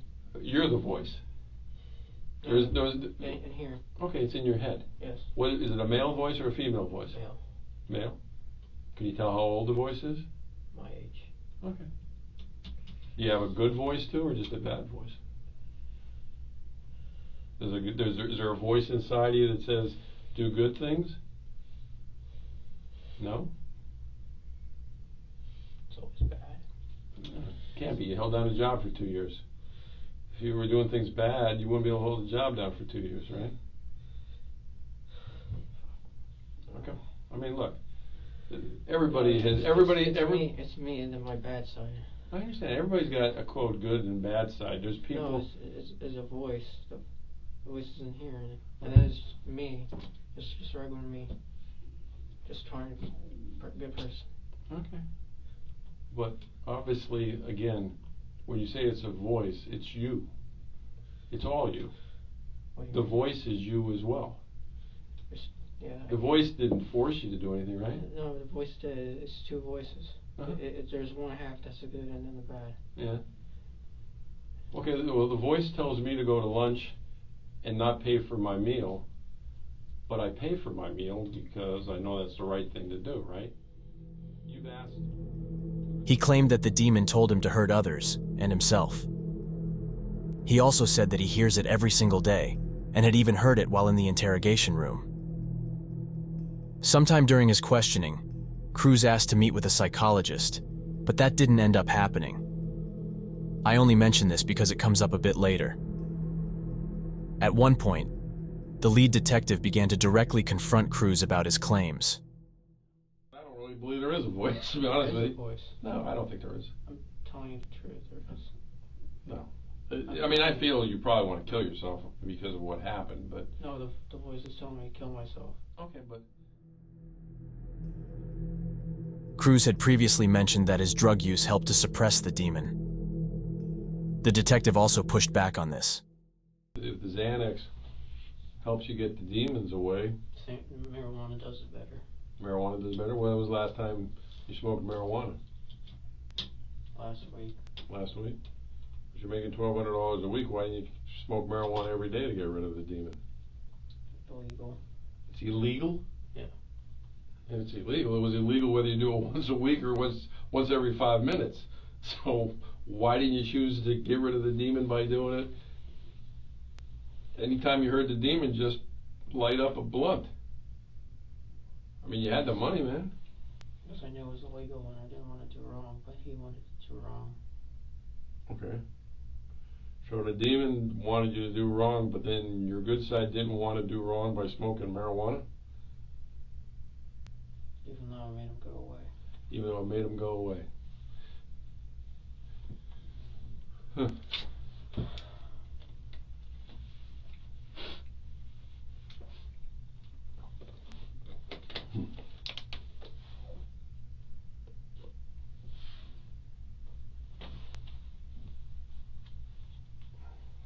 Why didn't you go to a doctor and get a prescription for Xanax or marijuana?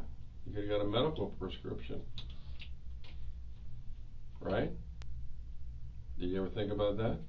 I thought it was illegal. The doctors can prescribe you marijuana now, and they can prescribe you Xanax. I don't even know how much of the population is on Xanax, but Xanax is probably one of the most prescribed drugs in the country. Why didn't you think about that? When you went and had your broken finger looked at by the doctor, did you tell him about your anxiety? No?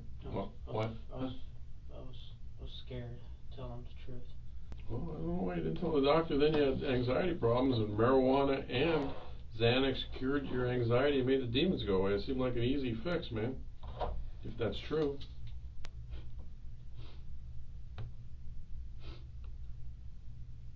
You sure you didn't like the demon voice? I don't like the demon voice. You sure? I'm sure. Then why didn't you go to a doctor to get rid of it?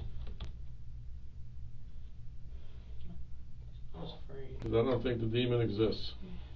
Can I think? I don't think it exists. No, like. I think the demon. Go ahead, bud. Am I able to like think to myself about it? Yeah, sure. That's all I'm asking. Yeah, you can think all you want. I'm just thinking about the demon. All right. Well, you want me? I'll leave you to think for a while, and then I'll come back and talk to you. I personally, I think you're using the demon as an excuse. I'm not. I promise. You could have stopped the demon by getting a prescription for marijuana. You could have stopped the demon by getting a prescription for Xanax. You could have stopped the demon by illegally doing marijuana, which you were doing anyway. You could have stopped the demon by doing Xanax illegally, which you were doing anyway. You could have stopped the demon anytime you want. You didn't want to stop the demon. No, that's not true. You didn't. You could have. I've given you 4 ways you could have stopped the demon, man. Okay, now you're just acting like that because... No. Okay, well, relax. You're just acting like that because I'm making sense. Calm down. I'm making sense, and you don't like when it makes sense. Because it doesn't fit into the story you're telling right now. No, I'm telling you the story. It's true. It's well, why are you looking at your arm now? I'm trying to understand why. Well, why didn't you want to stop the demon? I don't know. Because I think you like the demon. No, I don't. Why did you stop it then? I don't like the demon. I don't like the demon. I don't like the demon. I don't like the demon. Well, that's if the demon even exists. Can I get an attorney or something? You want what? An attorney? Yeah. Did the demon or the voice just tell you to get an attorney? Okay. All right. Well, you tell the voice that don't hit yourself in the head, because the attorney, the demon just requested, I will stop talking to you. I'm scared. You're scared of what? Scared of fuck wouldn't he protect me? What? Why wouldn't he protect me, man? I don't know. Why wouldn't he protect me? All right. Well, again, your demon wants an attorney. Does the demon know an attorney? Any name in particular? Okay. All right. Well, just relax. You're done talking to me. All right. The detective then left the room, and Cruz seemingly began attempting to hurt himself with a Band-Aid he had taken off of his arm earlier, all while muttering to himself.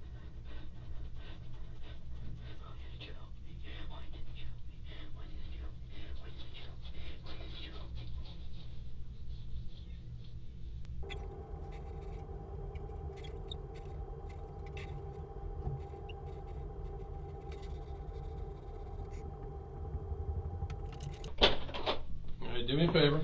Stay seated. Put your hands kind of sit forward in the chair. Put your butt this way a little bit. I'm going to put handcuffs behind you since you keep talking about hurting yourself. All right. Hold on.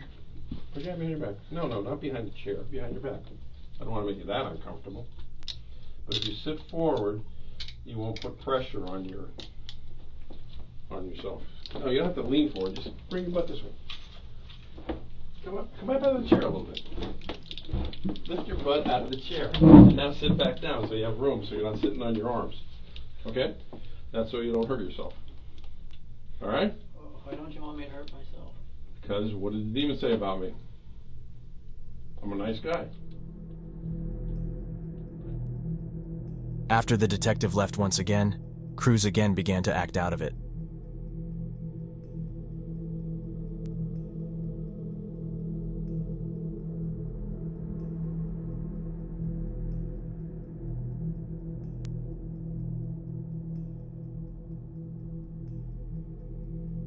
For the next 3 or so hours, Cruz sat alone in the interrogation room. That was, until one point, his brother Zach was able to come in and speak with him for a little bit.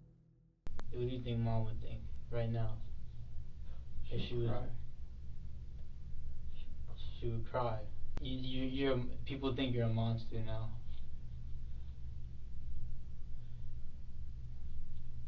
A monster? You don't have anything. You're not acting like yourself. Like, why? Like,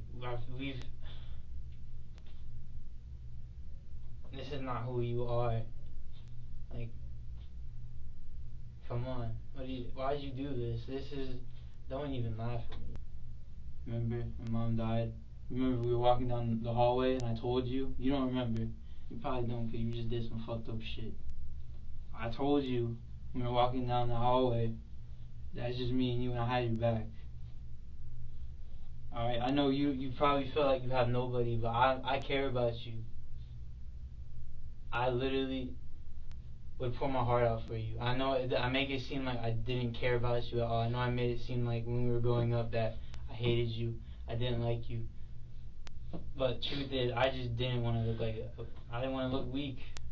I love you with all my heart. Like, I will tell you, I'm telling you right now, I love you. You're only 19, dude. Do you know how many years you had ahead of you? You know how many years you had? Years. You're still stuck in your teenage mindset, and you did this dumb shit. You're not thinking about your future.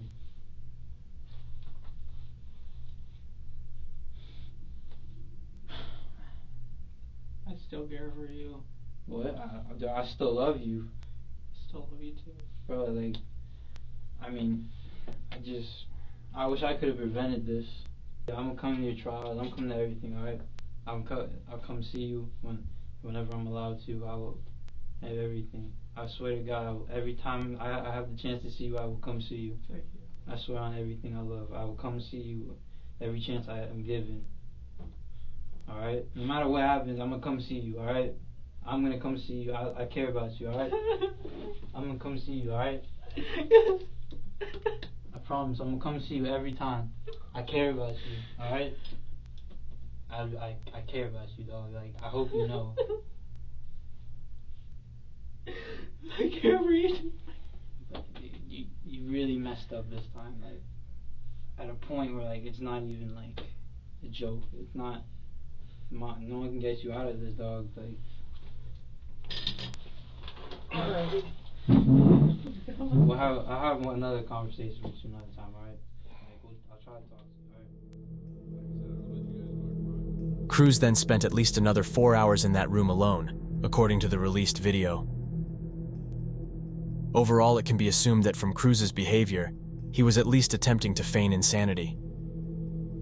That didn't end up sticking, though, but we will get to that in a moment.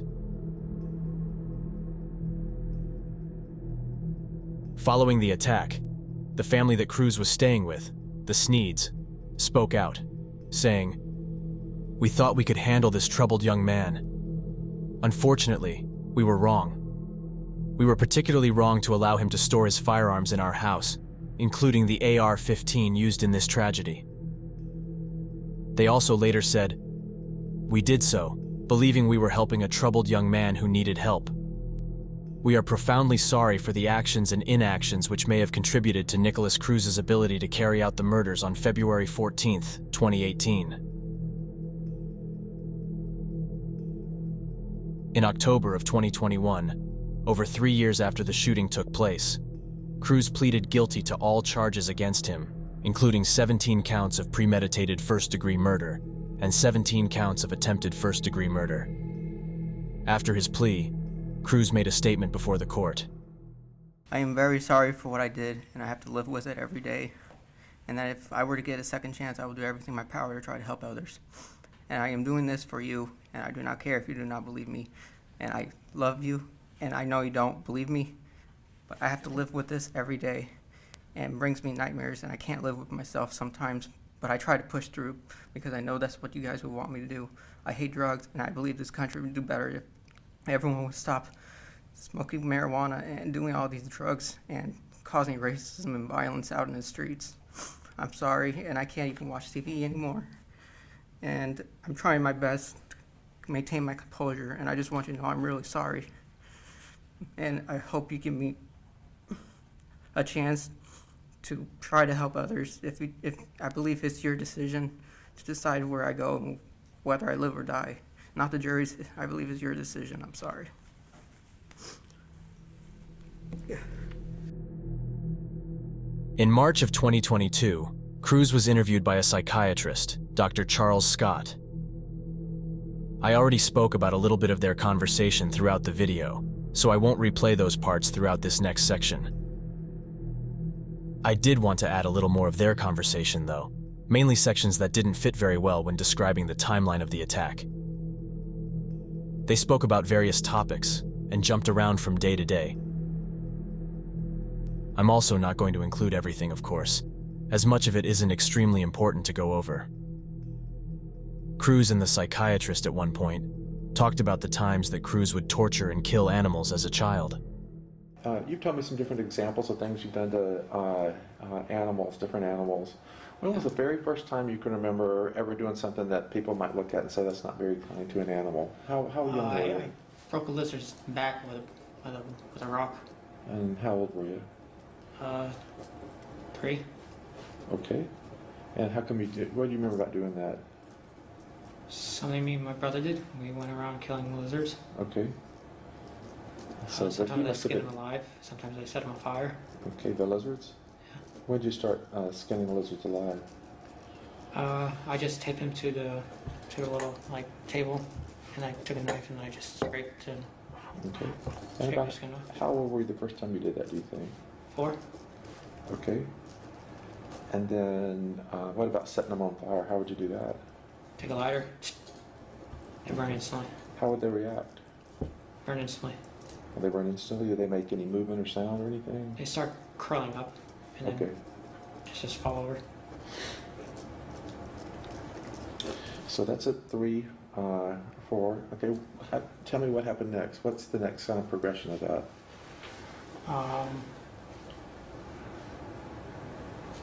Bird eggs. Bird eggs? What'd you do with bird eggs? I took them out of the nest and I threw them against the wall. How come? Because I was bored. I wouldn't let me out of the house. Okay, what did you think was going to happen to the egg if you did that? It would crack. Okay, and how old were you with that? 7. Okay, and then what else? What happened next? Let's see.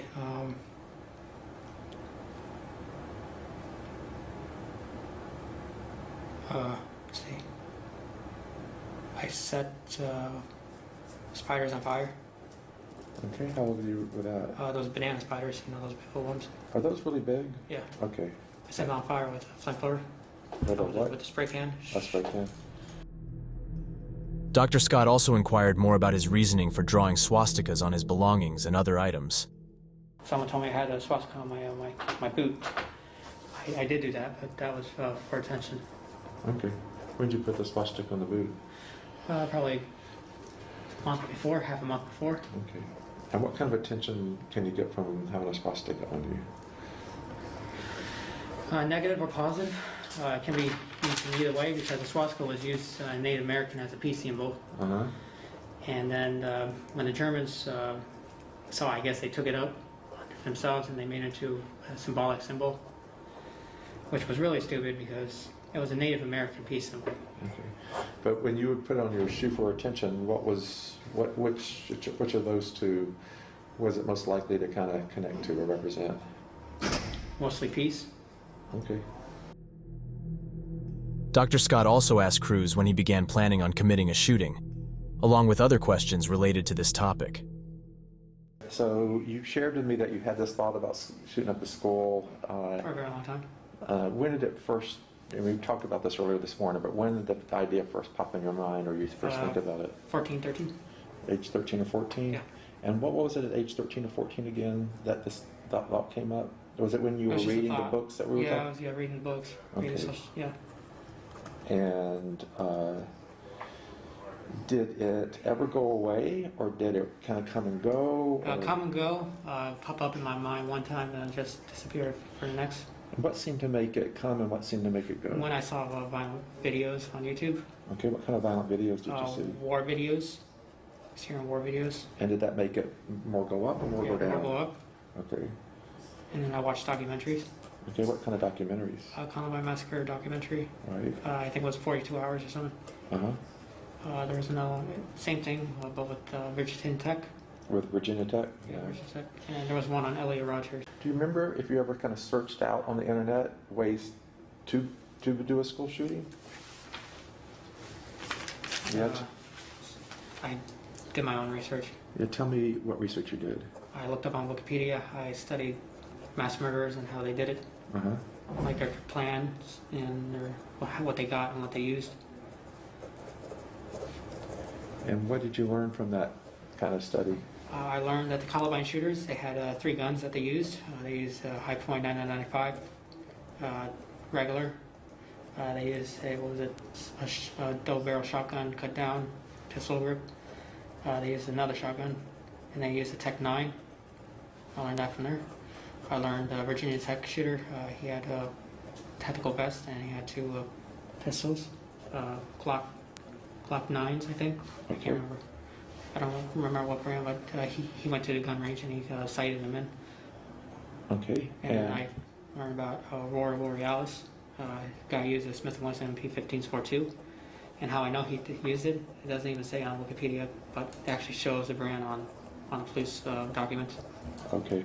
And so you could figured that out, Yeah, what he used? Yeah. And when you said Aurora Borealis? Movie theater shooting in Colorado. Yeah. Yeah. Okay. James Holmes? Yeah. Yeah. The psychiatrist then dove more into what Cruz learned from all of his research. And were there any lessons you learned? I mean, those are sort of the facts of what they did. Did you learn anything from reading those facts? Yeah, they watched the corners. They kept the distance away from people. And they went in as fast as possible. Okay. And the police didn't do anything. And what did all that mean to you as far as what you're thinking about? My thinking is if I do go on school campus, the police are not going to do anything, and I have a small opportunity to shoot people for maybe 20 minutes. Later in the interview, Dr. Scott asked Cruz about his gear and supplies, as well as the preparation he did prior to the shooting. So I'm talking about the days leading up to the school shooting.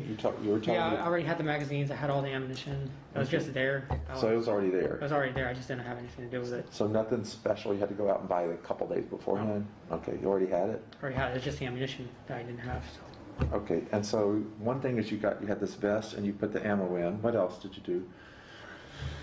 I put the gun in one of the safety bags, gun bags. Yeah, tell me what a safety bag looks like. I haven't seen It kind that. of looks like that right there. Okay. See that red one? Yeah. Yeah, when'd you put the gun in the safety bag? The night prior, right Okay. after I practiced a little bit, sighted in. Yeah, and where'd you go to practice again? You told me. In the backyard. In the backyard. Like trying to imagine the recoil. Yeah, that's right. That was at the Sneed's house. They had a Yeah. place outside you could do that. Yeah. And you said you were figuring out the recoil? Yeah. Recoil. Recoil. Okay. And so the night before, the gun went into the bag. And did anything else go into that bag? It was like a gun bag. What else? That's it. That's it. Yeah, just the gun. Just the gun. And whatever was on the gun. And what was on the gun? A grip, tactical grip. What's that? It's like, I can draw it. Okay, you're good at drawing. There you go. Okay, and then give me the pen again. Absolutely. I'm going to show you all the components. Yeah. Just tell me about what a technical grip is. So I had a rail system on it, so it looked kind of different. And you could put a tactical grip on it. It's just a grip. So you basically screw it into the gun. What's the point of having... to keep it steady. Okay. And then same thing with the bipod. Bipod kind of looked like that a little bit. All right. But you didn't use a bipod, did you? That was already on the gun. I did. It was already on it. Yeah. Okay, and so... Everything. And yeah, that's about it. That was on the gun. Oh, and what was it? The sling. Okay, so you can hand me that back. Was the tactical grip already on the gun, or did you put it on the night before, or? That was already on there for a while. For a while. And the sling was on there Yeah, as well? I just recently put on the bipod. Okay. And so when you had this, the bipod was actually on the gun when you put it into the gun bag? Yeah. Okay. And so that's the night before. About what time of night are we talking about? Well, early morning, really. Yeah, it might have even... Yeah, I didn't get any sleep. Okay. So this is on February the 14th, early morning? 8 or 9. 8 or 9 in the morning? Not 8 or 9, no, it was 5:30. About 5:30. And I sighted in at around 12 o'clock in the night. The night before? Like on the 13th, or like midnight, you mean? Yeah, midnight, yeah. The night before, you're at the Sneeds, you're in their backyard for 30 minutes to an hour with the AR-15. You come back, what are you even wearing the night before? Do you remember what you were wearing the night before? My JRTC polo shirt and khaki pants. Yeah, why are you wearing your JRTC polo shirt? To disguise myself if I do go in. Okay. Because if I had all that gear on there, they would have called the cops and held me in that. And then you're wearing khakis? Yeah. And were you wearing the same thing the night before as you were wearing the day of? Or did y'all change clothes? Or? No, I changed clothes. Okay. I was wearing, before the day of the shooting, I was wearing a sweater, my camouflage shirt, my beanie. This is the night before? Yeah, like I told you, I used to cover myself. Yeah, like, you did. Yeah. So when did you put on the JRTC polo shirt? Probably around 12 o'clock in the night, after I sighted my rifle.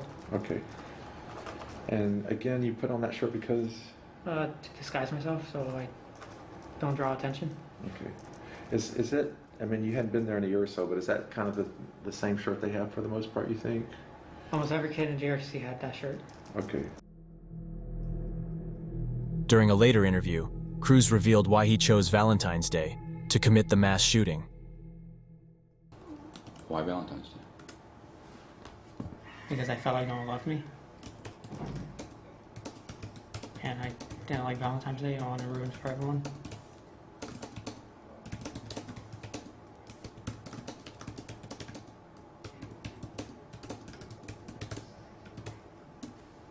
Okay, ruined it for everyone? You mean like the family members of the kids that were killed?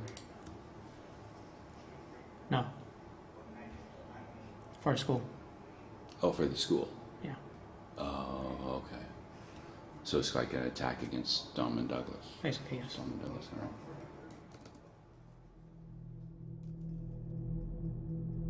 Now let's get a little bit into Nicholas Cruz's penalty trial. I'm not going to go super in depth on this section as a whole, as I've already shared a bunch of the testimony through the video. But I do of course want to hit the key points in the trial, which began on July 18, 2022, over 4 years after the shooting took place. At this time, Cruz was now 23 years old. We rarely have to cover trials, as most of the shooters we talk about end their lives before being caught. But of course, this case is different. A trial is certainly helpful when it comes to gathering information, but seeing and listening to those who lost loved ones in this attack was absolutely brutal, and always is. Going into it, the prosecution was seeking the death penalty, while Cruz's defense team was instead seeking life in prison. One of the lawyers on Cruz's defense team said, "Everybody knows he is guilty. What we are saying is, let's put him away for life. We are not saying the death penalty is not justified. We are saying, let's not put this community through the trauma and pain of a trial knowing that 3 years down the road, one juror could keep him from being put to death." Like we spoke about at the beginning of this video, the fact that Cruz's biological mother drank heavily while pregnant with him came up during his penalty trial. The defense argued that Cruz's decision to commit the attack began with the decision his biological mother made when she was pregnant. His lead public defender said, his prenatal vitamins consisted of bum wine, crack cocaine, and cigarettes. Because of that, his brain is irretrievably broken. To support this, Dr. Kenneth Jones, an expert in fetal alcohol spectrum disorders, later testified that in his 50-year career, he had never seen a case of drinking while pregnant this drastic. In court, he stated, "I don't think I have ever seen, I know I have never seen, so much alcohol consumed by a pregnant woman." He also spoke about Cruz himself, saying, "I have never ever in my life seen an individual who has been affected by prenatal exposure to alcohol, in which there is documentation, and I think pretty darn good documentation, of alcohol exposure." Dr. Jones also touched on the risks of drinking alcohol while pregnant, saying, "You can take all of the illicit drugs that you can think of, heroin, marijuana, methamphetamine, cocaine. You can wrap them up in a single bag, and they don't hold a candle to alcohol in terms of its effects of a developing baby."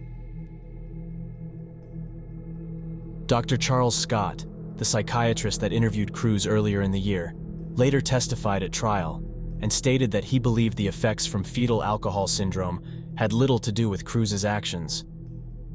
Dr. Scott also said that premeditation, such as planning a massacre months ahead of time, like Cruz did, wasn't a symptom of the syndrome. Instead, he stated, "My final diagnosis is antisocial personality disorder, borderline personality disorder, and he had a history of conduct disorder."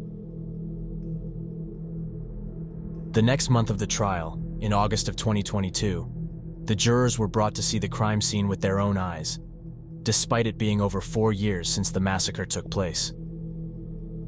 The visit gave them more opportunity to absorb the absolute horror that those present on the day of the attack were subjected to. As they retraced Cruz's path throughout the building, they saw the dried and flaking pools of blood that were still present on the ground where the victims either laid injured or died. A lock of dark hair was observed still resting on the floor, near where one of the victims passed away. Broken glass from the windows and the doors that Cruz shot out crunched under the jurors' feet as they made their way into classrooms. They also saw the many bullet holes that littered the walls and desks throughout the school. Bullet casings were spread across the floor. Valentine's Day gifts, wilted flowers, cards, deflated balloons, stuffed animals, and years-old chocolate were also scattered around the classrooms. Some of these items were still sitting on desks, while some had fallen to the floor as students frantically ran around and found a place to hide in the classrooms 4 years prior. Some objects were smeared with blood. Jurors saw all of the items left behind from that day, school assignments, and laptops that were still sitting open on desks, all covered with dust. One of the classes was learning and writing about Malala Yousafzai, a Pakistani teenage girl who was shot by the Taliban for simply advocating for girls' education in Pakistan. A paper that one of the students wrote still sat on a desk and read, "We go to school every day of the week, and we take it all for granted. We cry and complain without knowing how lucky we are to be able to learn." Also present in the classrooms were some of the students' and teachers' personal belongings, untouched for all of these years. After jurors did their walkthrough, a few reporters were allowed to enter the building and take notes of what they observed. No cameras were allowed, therefore photos were not taken at this time. All they had was a pen and paper, and with a limited amount of time to be in the building, they didn't get much of a chance to take everything in. Back to the trial now. It's reported that the defense team called for a mistrial numerous times throughout the court proceedings, though they were never successful. The judge and the defense team also got into a few heated arguments, and it ultimately led to them requesting to replace her, which also didn't happen. During a particularly intense exchange about some comments made towards the defense by the families of the victims, one of Cruz's lawyers told the judge, "No one in this courtroom had to endure what we had to endure." This is extremely ironic, seeing as there were multiple family members sitting directly behind him who were in the court that day to be at their child's murderer's trial. The defense team also got into some hot water at one point for their disrespectful attitude. Apparently unaware the cameras were on, they were flashing the middle finger and laughing about it with Cruz. Of course, a lot more took place during the trial, but again, we aren't focusing on including every single thing, as it would be way too much to put into one video. I think we covered most of the important details, so let's move on. After all was said and done, the trial wrapped up in November of 2022. Cruz was sentenced to 34 consecutive life sentences, 1 for each of the victims he killed, and 17 more for each count of attempted murder that he received. Jurors could not come to a unanimous decision to put him to death, with 3 jurors being opposed to it. This greatly upset some, mainly the parents of those who lost their lives at the hands of the very monster in the courtroom. Since then, partly due to the outcome of Cruz's trial, the number of juror votes required to impose the death penalty has changed. Again, it used to be required for every juror to vote for the death penalty, but now all that's needed is an 8-juror majority. Back to Cruz's penalty trial, though. Those affected by the shooting had a chance to speak, both before and after the verdict was read. I will also play a few of these, but though I'd love to, I unfortunately can't include them all. And I saw how this doctor was explaining the autopsy of Joaquin. details that I was avoiding. Because I always hoped that Joaquin did not suffer. But he did suffer.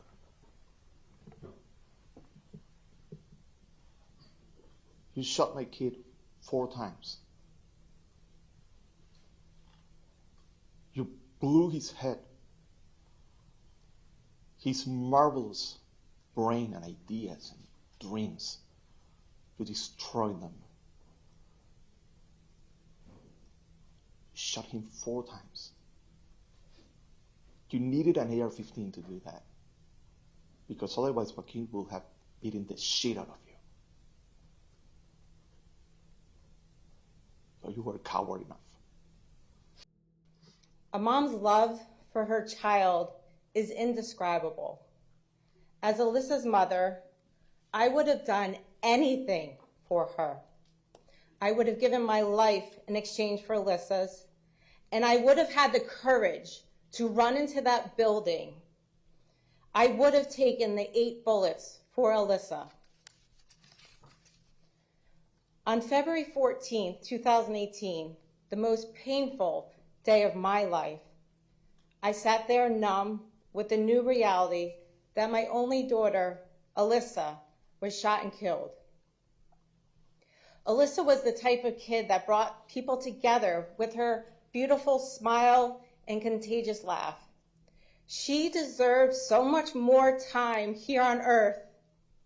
Alyssa was the heartbeat of our family. On February 15th, I went to the medical examiner's office to see Alyssa. They handed me an 8x10 color photo of Alyssa. Only later that day was I finally able to see Alyssa in person. I tried to warm her body with my hands. She was so cold. I remember that I touched her in the multiple areas where Alyssa was shot with my hands. All I wanted to do was to bring Alyssa back to life, but I couldn't protect her and I couldn't save her. You robbed Alyssa a lifetime of memories. Alyssa will never graduate from high school. Alyssa will never go to college. And Alyssa will never play soccer. She will never get married. And she will never have a baby. To the killer of Alyssa Miriam Al-Hadef, my hope is for you is that you are miserable for the rest of your pathetic life. Do I see this as accountability? Absolutely not. Do we now have closure? Let me be clear. Absolutely not. What I see is that the system values this animal's life over the 17 now dead. Worse, we sent a message to the next killer out there that the death penalty would not be applied to mass killing. This is wrong and needs to be fixed immediately. Alyssa deserved so much more than to be shot 8 times in her English class. Alyssa deserved to live her life and fulfill her dreams. She deserved to experience life for all that it had to offer and all that she had to offer this world. To the Parkland murderer that killed my daughter, you skirted the death penalty. And you are nothing but a coward. But know this. While my family mourns our beautiful Alyssa, you will not own us, nor our feelings. This entire ordeal has pushed me to my emotional, physical, and mental limits. It will continue to do so for the rest of my life, even more so now that he has escaped being punished to the fullest extent of the law, as I believe he should have been. Knowing he gets to live out the rest of his natural life, something Elena doesn't get to do because of his disgusting and violent actions on February 14th, 2018. He has escaped this punishment because a minority of the jury was given the power to overturn the majority decision made by people who were able to see him for what he is, a remorseless monster who deserves no mercy. I will go forward knowing that you are going to a maximum security prison with other murderers, much tougher than you are. A prison where you will spend the rest of your miserable life having to look over your shoulder, worried about every single minute of your day, of your life, and scared out of your mind, fearful for someone to take you out. A prison where you will be other inmates' boy toy. A prison where your fellow prison inmates are just waiting to tear you apart, because from what I hear, child killers are highly frowned upon and hated in prison. You will look back at the time that you spent in the Broward County Jail and see it as it was a hotel compared to the prison where you are headed. As far as I'm concerned, real justice would be done if every family here were given a bullet and your AR-15, and we got to pick straws, and each one of us got to shoot one at a time at you, making sure that you felt every bit of it and your fear continued to mount until the last family member who pulled that last straw had the privilege of making sure that they killed you. That's real justice for you. Last week, I sat with you, Attorney Sachs, in his office. Watched the video of you. I'm glad I get to see your face right now. Of you killing my daughter for the very first time.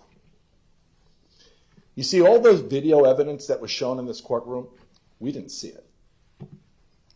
Maybe that was to protect us, to protect the public. We didn't see it. But heading into this week, I was searching for answers, for clarity.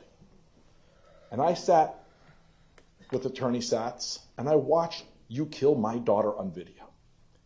And unfortunately, I saw you killing many of the others as well. I saw you enjoying it. And I saw also what I expected of my daughter, who was the toughest human being on the face of the earth, running for her life down the hallway. And the thing is, my daughter made it to within 1 second of being alive. She actually made it into the stairwell. You shot her with a single shot. You severed her spinal cord, her chest filled with blood, in the stairwell. You did that. You did that to the other 16 as well. After I sat with Mike, I did what I often do. I went to the cemetery, looking for guidance from Jamie, for strength. And I walked away from the cemetery realizing no matter the outcome of the verdict, nothing changed. Jamie's still at the cemetery. Nothing changed. I'm still a dad who spent every day dreaming of walking his daughter down the aisle, who now will have to endure a lifetime of the reality that I won't get to walk my daughter down the aisle. There are, actually by a show of hands, anyone else in this room, because of him, going to have to endure not watching people they love get married? I am a person who has to endure the fact that my daughter is not in the college of her dreams because of you. Out of curiosity, does anyone else in this room have to endure the fact that their loved ones aren't in college? Because of you, I've had to endure spending Father's Day. My wife has had to endure spending Mother's Day. We've had to endure spending our time for birthdays at a cemetery. Anyone else, because of him, have to endure those things? Yeah. Anyone who claims that they had to endure anything close to what we endure You may want to rethink your language and your choice of words just a bit. A year ago, in this very building, you told us that you had remorse for what you did. Well, where was your remorse when you saw my father injured and bleeding out on the floor and decided to shoot him for a third time? Your defense preyed on the idea of your humanity, yet you had none for those that you encountered on February 14th. You're not a disturbed or broken person. You're a person who fundamentally lacks character. You lacked gratitude for what you did have in life, which is more than many others have. You lacked courage to seek whatever help you needed. You lacked the strength to ignore your misguided anger and channel it into something positive. And you lacked love, not only for yourself, but for those around you. We sat in this courtroom every single day during this trial. We listened to every witness. We saw every piece of evidence. It is heartbreaking how any person who heard and saw all this did not give this killer the worst punishment possible. As we all know, the worst punishment in the state of Florida is the death penalty. How much worse would the crime have to be to warrant the death penalty? And to spare this killer's life, because he has mental health issues, doesn't every single person who chooses to murder people have some kind of mental health issue? It was extremely painful to hear all the horrific details of this massacre at All Children's High School. Just to be in the same room as this monster who killed our son Nicholas and attempted to murder our son Alex. This unbearable. One of the most disgusting and unprofessional actions that occurred in this courtroom was the defense team holding, touching, and giggling with this cold-blooded murderer. We found this to be so offensive to our family, as well as our son Nicholas' memory. You obviously have no conscience. If you don't think that this is the worst of the worst, how could you sit there listening to what he did and say this is not the worst of the worst? He hunted down innocent children and staff, terrified, then tortured them, blew their heads apart like a water balloon, and enjoyed it. That doesn't make it on your worst of the worst murderers list? You make me sick. I will not waste my time going to chapter and verse of all the inappropriate actions of defense counsel. I agree with everything Max Schachter said. I agree with everything Patricia Alva said. Zealous representation of the confessed murderer does not mean flipping the bird when you think the cameras are not on you. This is simply not professional. My wife and I sat in the courtroom when you, Mr. Weeks, I don't know if you're here, okay, but you should be embarrassed if you are, had the balls to say on the record, with the families of those murdered sitting in the courtroom, that no one has endured what he, and meaning the defense, has endured. Are you freaking kidding me? I'm not going to repeat what Fred Guttenberg said, because he said it so eloquently. Ask me if I feel sorry for Mr. Wheeler or Ms. McNeil, who had such thin skins that they objected during this proceeding over what was said. No one threatened any of your families. Did you see the gun? Did you see the film? Did you see the picture of that piece of shit pointed at my son? Did you see him going down? That's a threat. Words that were said yesterday by those people were not threats to you. Grow a set of thicken your skin. You are no better than he is if you take offense to that. This man, this animal, this piece of shit, this bastard took the lives of 17 people. You have a right to defend him. You have no right to demean the people who lost somebody. None. On Tuesday, the 13th of February 2018, I shared my last meal with Helena. She was radiant. And do you know what she said to me? She said, "Thank you, Mummy. Delicious, Mummy. Thank you. Thank you." Her praise was superfluous. It was as though it was a lifetime of thank yous that she was saying to me that evening. And yes, dinner was exceptionally good. It was really good. So I can only say thank you to God above, because my angel was going to be put to sleep. That's all I can say. Helena was part of the First Priority Club at Douglas. So she was a lovely girl. She was an angel to me. How many children say thank you these days to their parents? How many kids said thank you to their parents last night? How many kids do that these days? Did you thank your mother? Did you thank your mother, the murderer, for pulling you out of what could have been a life of poverty, a sordid life? No, you beat on your mother. You beat her. Before Helen's dad left for work, she would always say, "Bye, Daddy. Love you, Daddy." In the morning she left for school, she said, "Bye, Mummy. Love you." And she skipped off. I ask for others to understand this pain. But how? How can anyone understand this pain? Why do I understand this pain? Why? Because of you.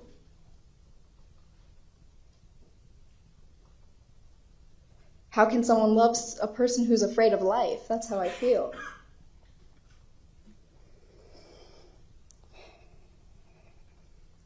But Joaquin loved me for all of my flaws, for everything. He saw the capacity to grow. He saw that my brokenness made me whole, if that will make sense. He saw light shining through the cracks. But nobody else from then forward is allowed to love me like that. I won't let them. I don't have friends. I don't make them. Maybe people think that we're friends, but I don't feel safe. And that's because of you. But I do want to say, I wish that you met Joaquin. I wish that you met Joaquin, because he would have been your friend. He would have extended a hand to you. He would have loved you.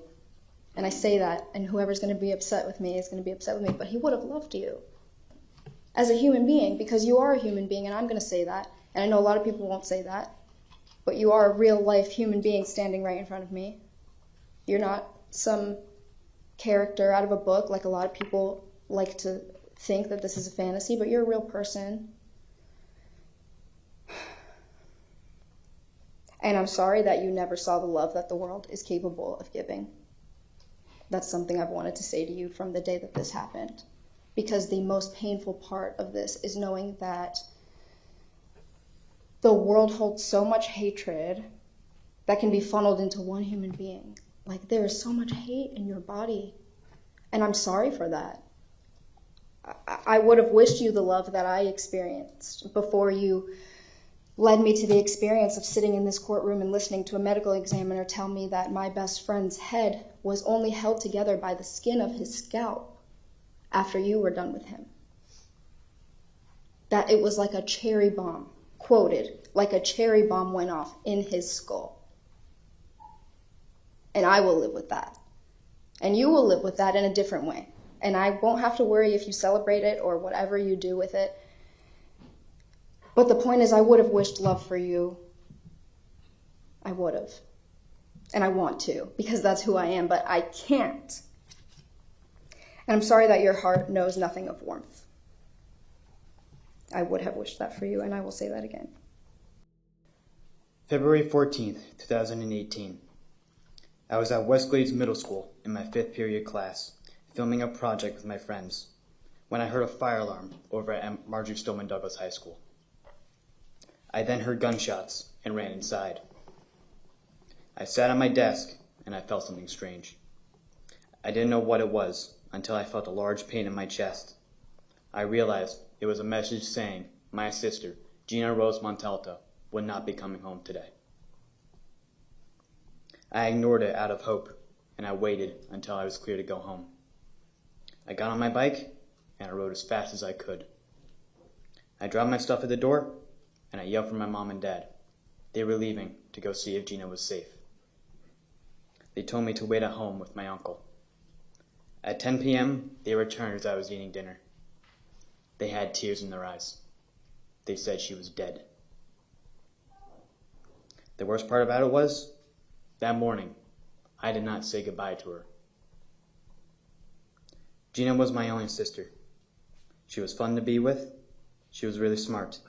She would help me whenever I needed it. I will never have that again. I will never be able to watch TV with her, talk about books with her. Every day, I walk by her room and see that it's empty. Every day, I see pictures and I think about her. Every day I wake up and I remember that she will not be there. It's a great pain that only I feel. To go from a younger brother to an only child in less than 6 hours is a dramatic change for anyone. Every day, I wish I could come home and see her again. Every day, I wish this had never happened. Every day, I wish I had said goodbye like I should have.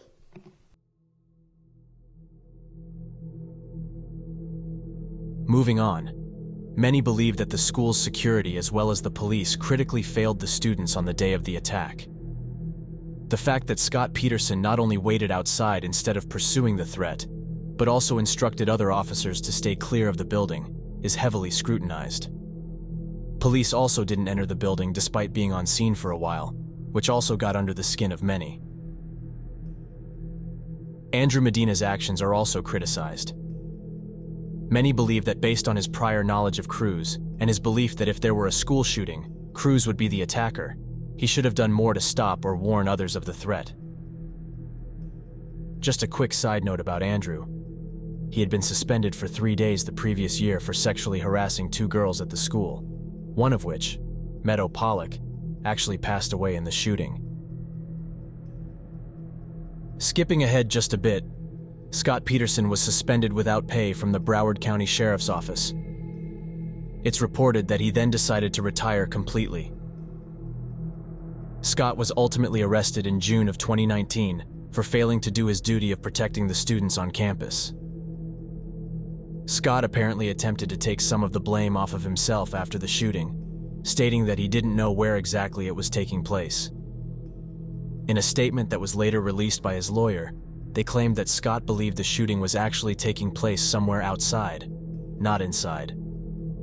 This is directly contradicted by a few of his radio calls from during the shooting. In one, Scott said, We're talking about the 1200 building. It's going to be the building off of Holmberg Road. Keep the school locked down, gentlemen. A few minutes later, he said, 26. So we also heard it over by inside the 1200 building. Scott also again advised that all responding officers should stay at least 500 feet away from the building. The fact that another officer on scene reported the gunshots coming from the football field was also brought up in Scott's defense. Scott was eventually charged with at least 11 counts, including felony child neglect and culpable negligence in connection with his actions on Wednesday, February 14, 2018.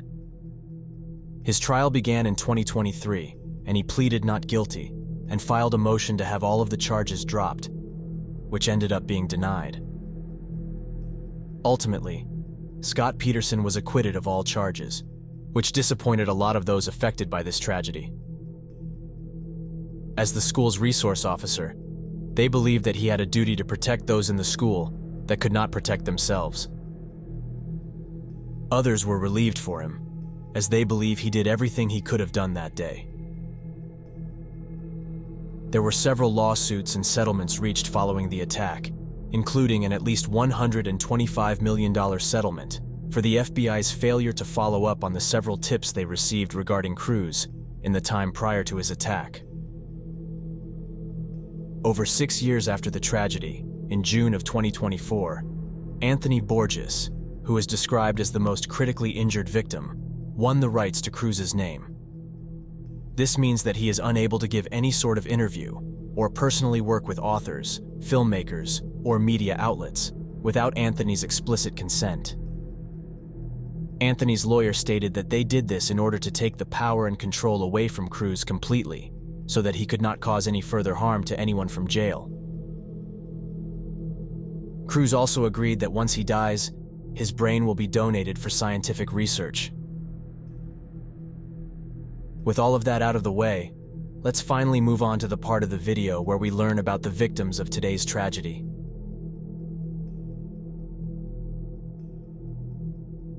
Martin Guillermo Duque Anguiano was 14 years old when he passed away and was born on September 4th, 2003. He loved many things in life, including soccer, video games, Star Wars, and even school. Martin was in honors classes and was expecting to take AP courses in the future.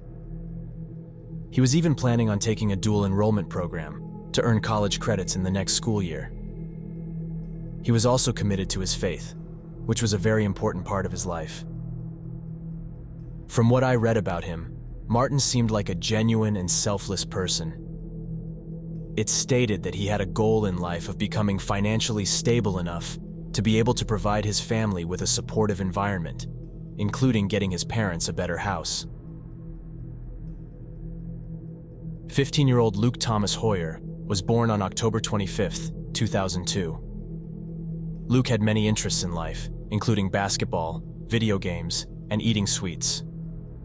Luke played sports, and of course was passionate about basketball, but was looking forward to trying out for the school's football team later that year, excited for new experiences. He was described as a very quiet but welcoming kid, someone that didn't need to say anything for you to feel his warmth. Despite not talking very much, his grin and occasional dry humor could make anyone smile, no matter what was going on. All of those who knew him later recalled that Luke was a very considerate, kind, and compassionate young man, someone who never in a million years deserved what happened to him. Gina Rose Montalto was 14 years old and was born on April 22, 2003. Right off the bat, it was apparent how amazing Gina was. She was a very busy teenager who volunteered often, played sports, kept high grades in school, served at her church, and was still able to make time for her friends and family. Part of her obituary, written by her parents, reads, "Our daughter, Gina Rose Montalto, was a special girl who melted each heart with an infectious smile that lit up a room. She was instant friends with everyone she met. She had a great sense of humor and always made people laugh. She was a kind spirit, always eager to lend a helping hand. Gina was truly an amazing person, someone who poured her love and passion into anything that she did." Alyssa Miriam Alhadeff was born on May 1st, 2003, and was 14 years old at the time of her death. Alyssa was a freshman at Marjorie Stoneman Douglas High School. Soccer was reportedly her main passion in life. It became immediately apparent that Alyssa was in love with it.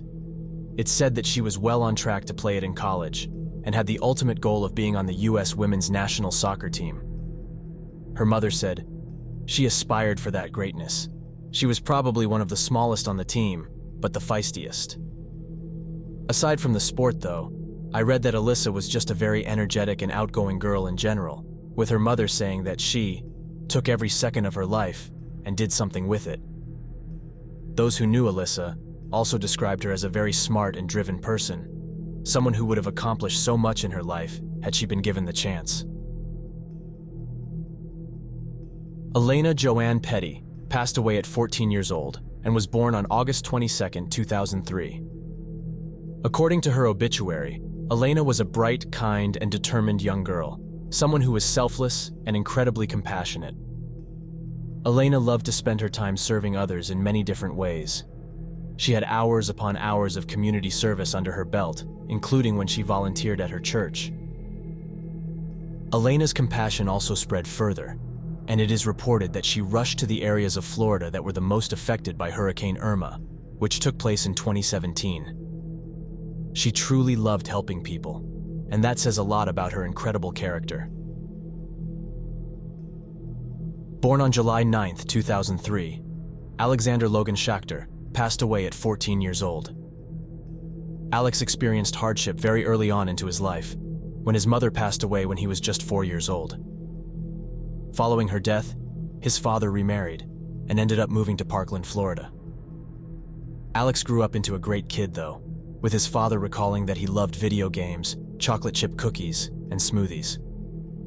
As a freshman at Marjorie Stoneman Douglas, Alex was a part of the school's marching band and is remembered as a very talented trombone player. In addition to this, it's reported that he played football as well. Those that knew Alex later described him as a kind kid, and according to his obituary, he was a complete sweetheart. Helena Freya Ramsey was born on January 19, 2001, making her 17 years old when she passed away. Originally from England, Helena and her family eventually moved to Florida in 2003. She was remembered by her peers as smart, faithful, thoughtful, loyal, and incredibly kind. Helena loved everything she did, no matter how small, whether it was exploring the neighborhood on her scooter, watching TV, or playing Pokemon. Helena valued the time she spent with her family as well, and enjoyed the trips that they would take together. She took in stray cats in hopes of giving them a better life. I read that she, at one point, had a total of 13 cats. It's also noted that she fostered kittens that needed a loving home. 17-year-old Nicholas Paul Dworet was born on March 24, 2000. Ever since he was young, Nick was described as a very easygoing person. It was because of this that he found it very easy to make friends, as those around him naturally gravitated to his personality.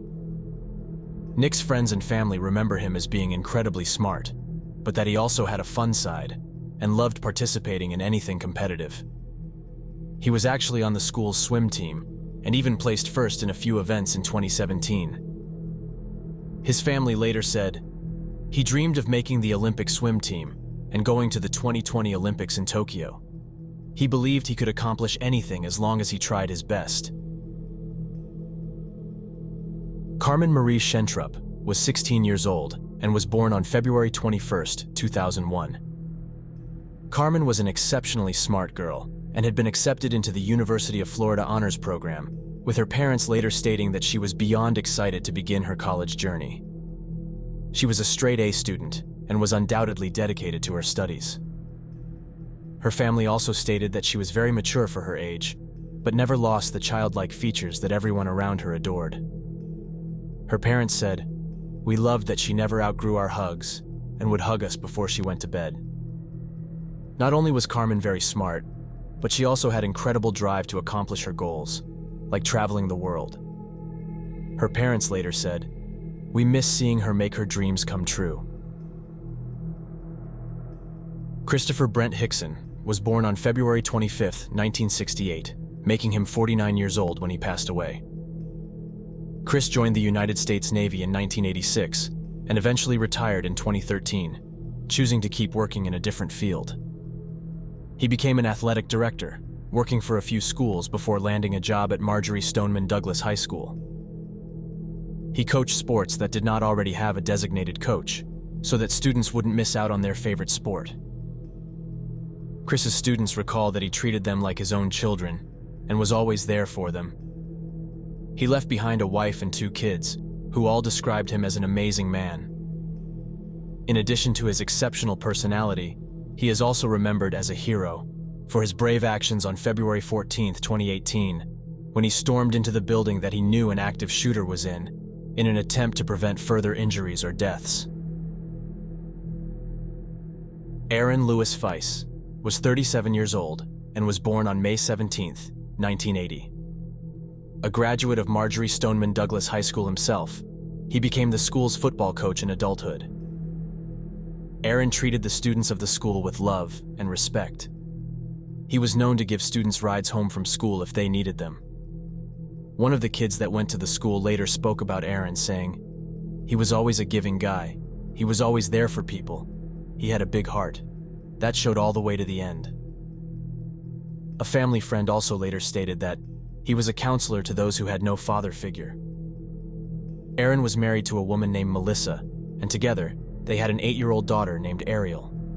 Melissa later said, "Aaron was the doting father every little girl wishes and dreams about. I can see his light in Ariel and recognize his spirit woven into her fabric." Aaron is also remembered as a hero for running into the building, despite knowing a great danger was inside. 35-year-old Scott J. Beagle was born on October 22, 1982. At the school, Scott was both a geography teacher and a cross-country coach. No matter the class, his students recalled that Scott was an absolutely amazing teacher. It didn't matter what their skill level was. Those that had Scott as a coach said that he treated everyone the exact same. His mother later said, "Scott's cross-country team loved him, as he loved each and every one of them. To this day, I still hear from many of them."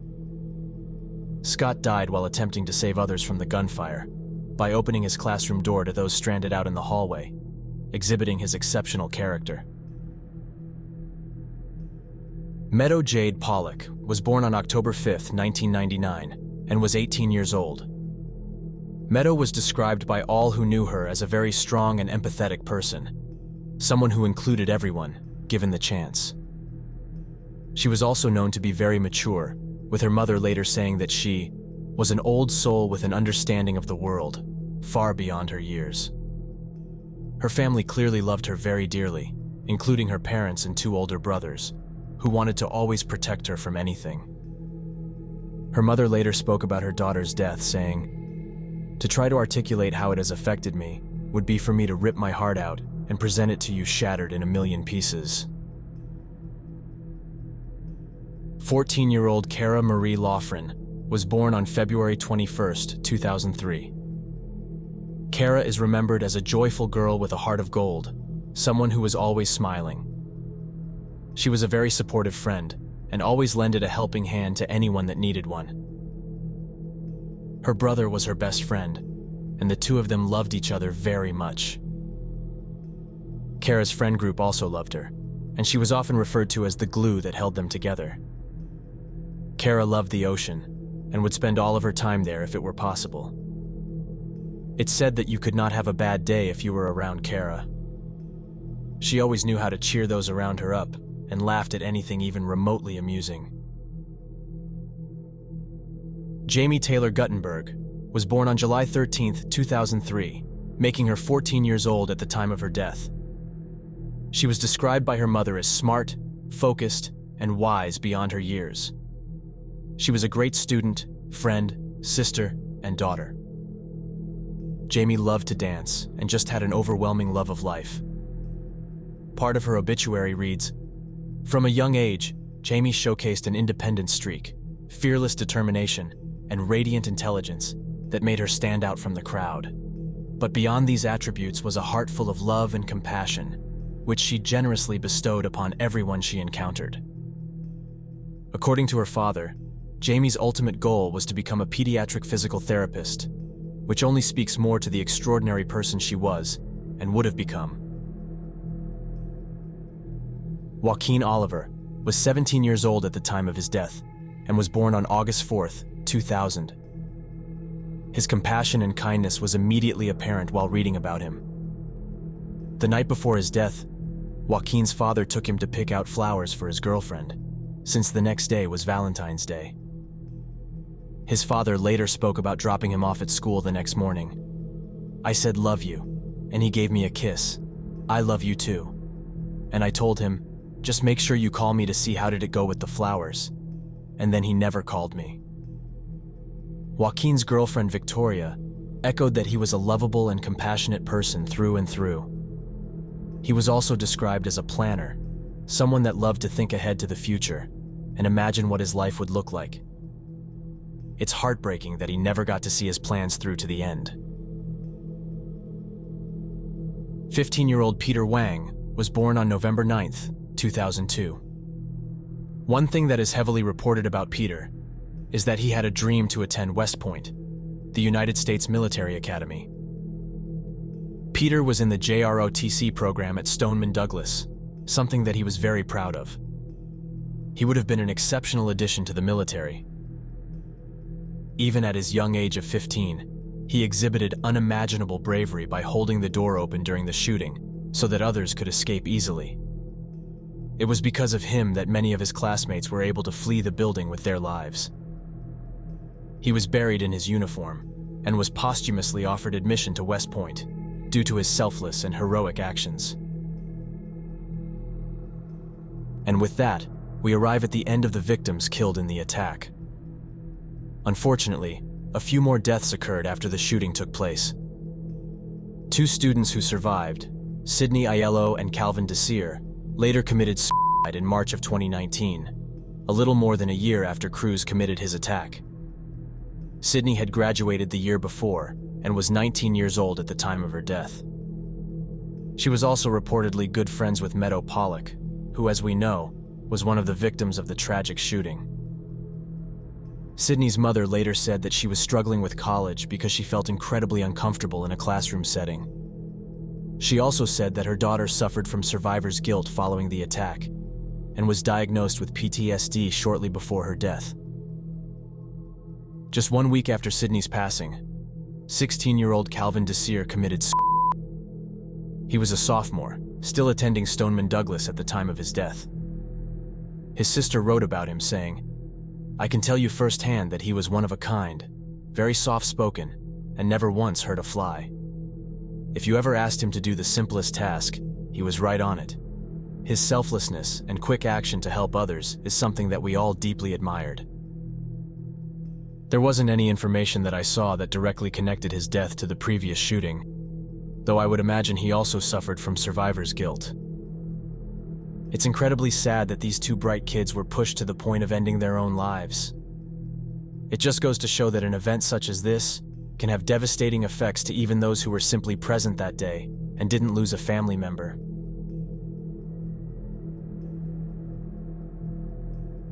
Thank you all for tuning into this video and sticking around until the very end. Please take a moment to remember the lives that actually matter in this case, the ones stolen by the monster that we spoke about today, as well as those who ended their lives after the fact. We very much appreciate you watching until this point, as it helps our channel a lot. We also wanted to extend a special thank you to our members for supporting the channel even further. If you'd like to do so, please hit the join button below or click the link in the pinned comment. Also, please make sure to like, subscribe, and leave a comment. Until next time, we hope you guys have a wonderful day, and please stay safe out there. See you in the next one.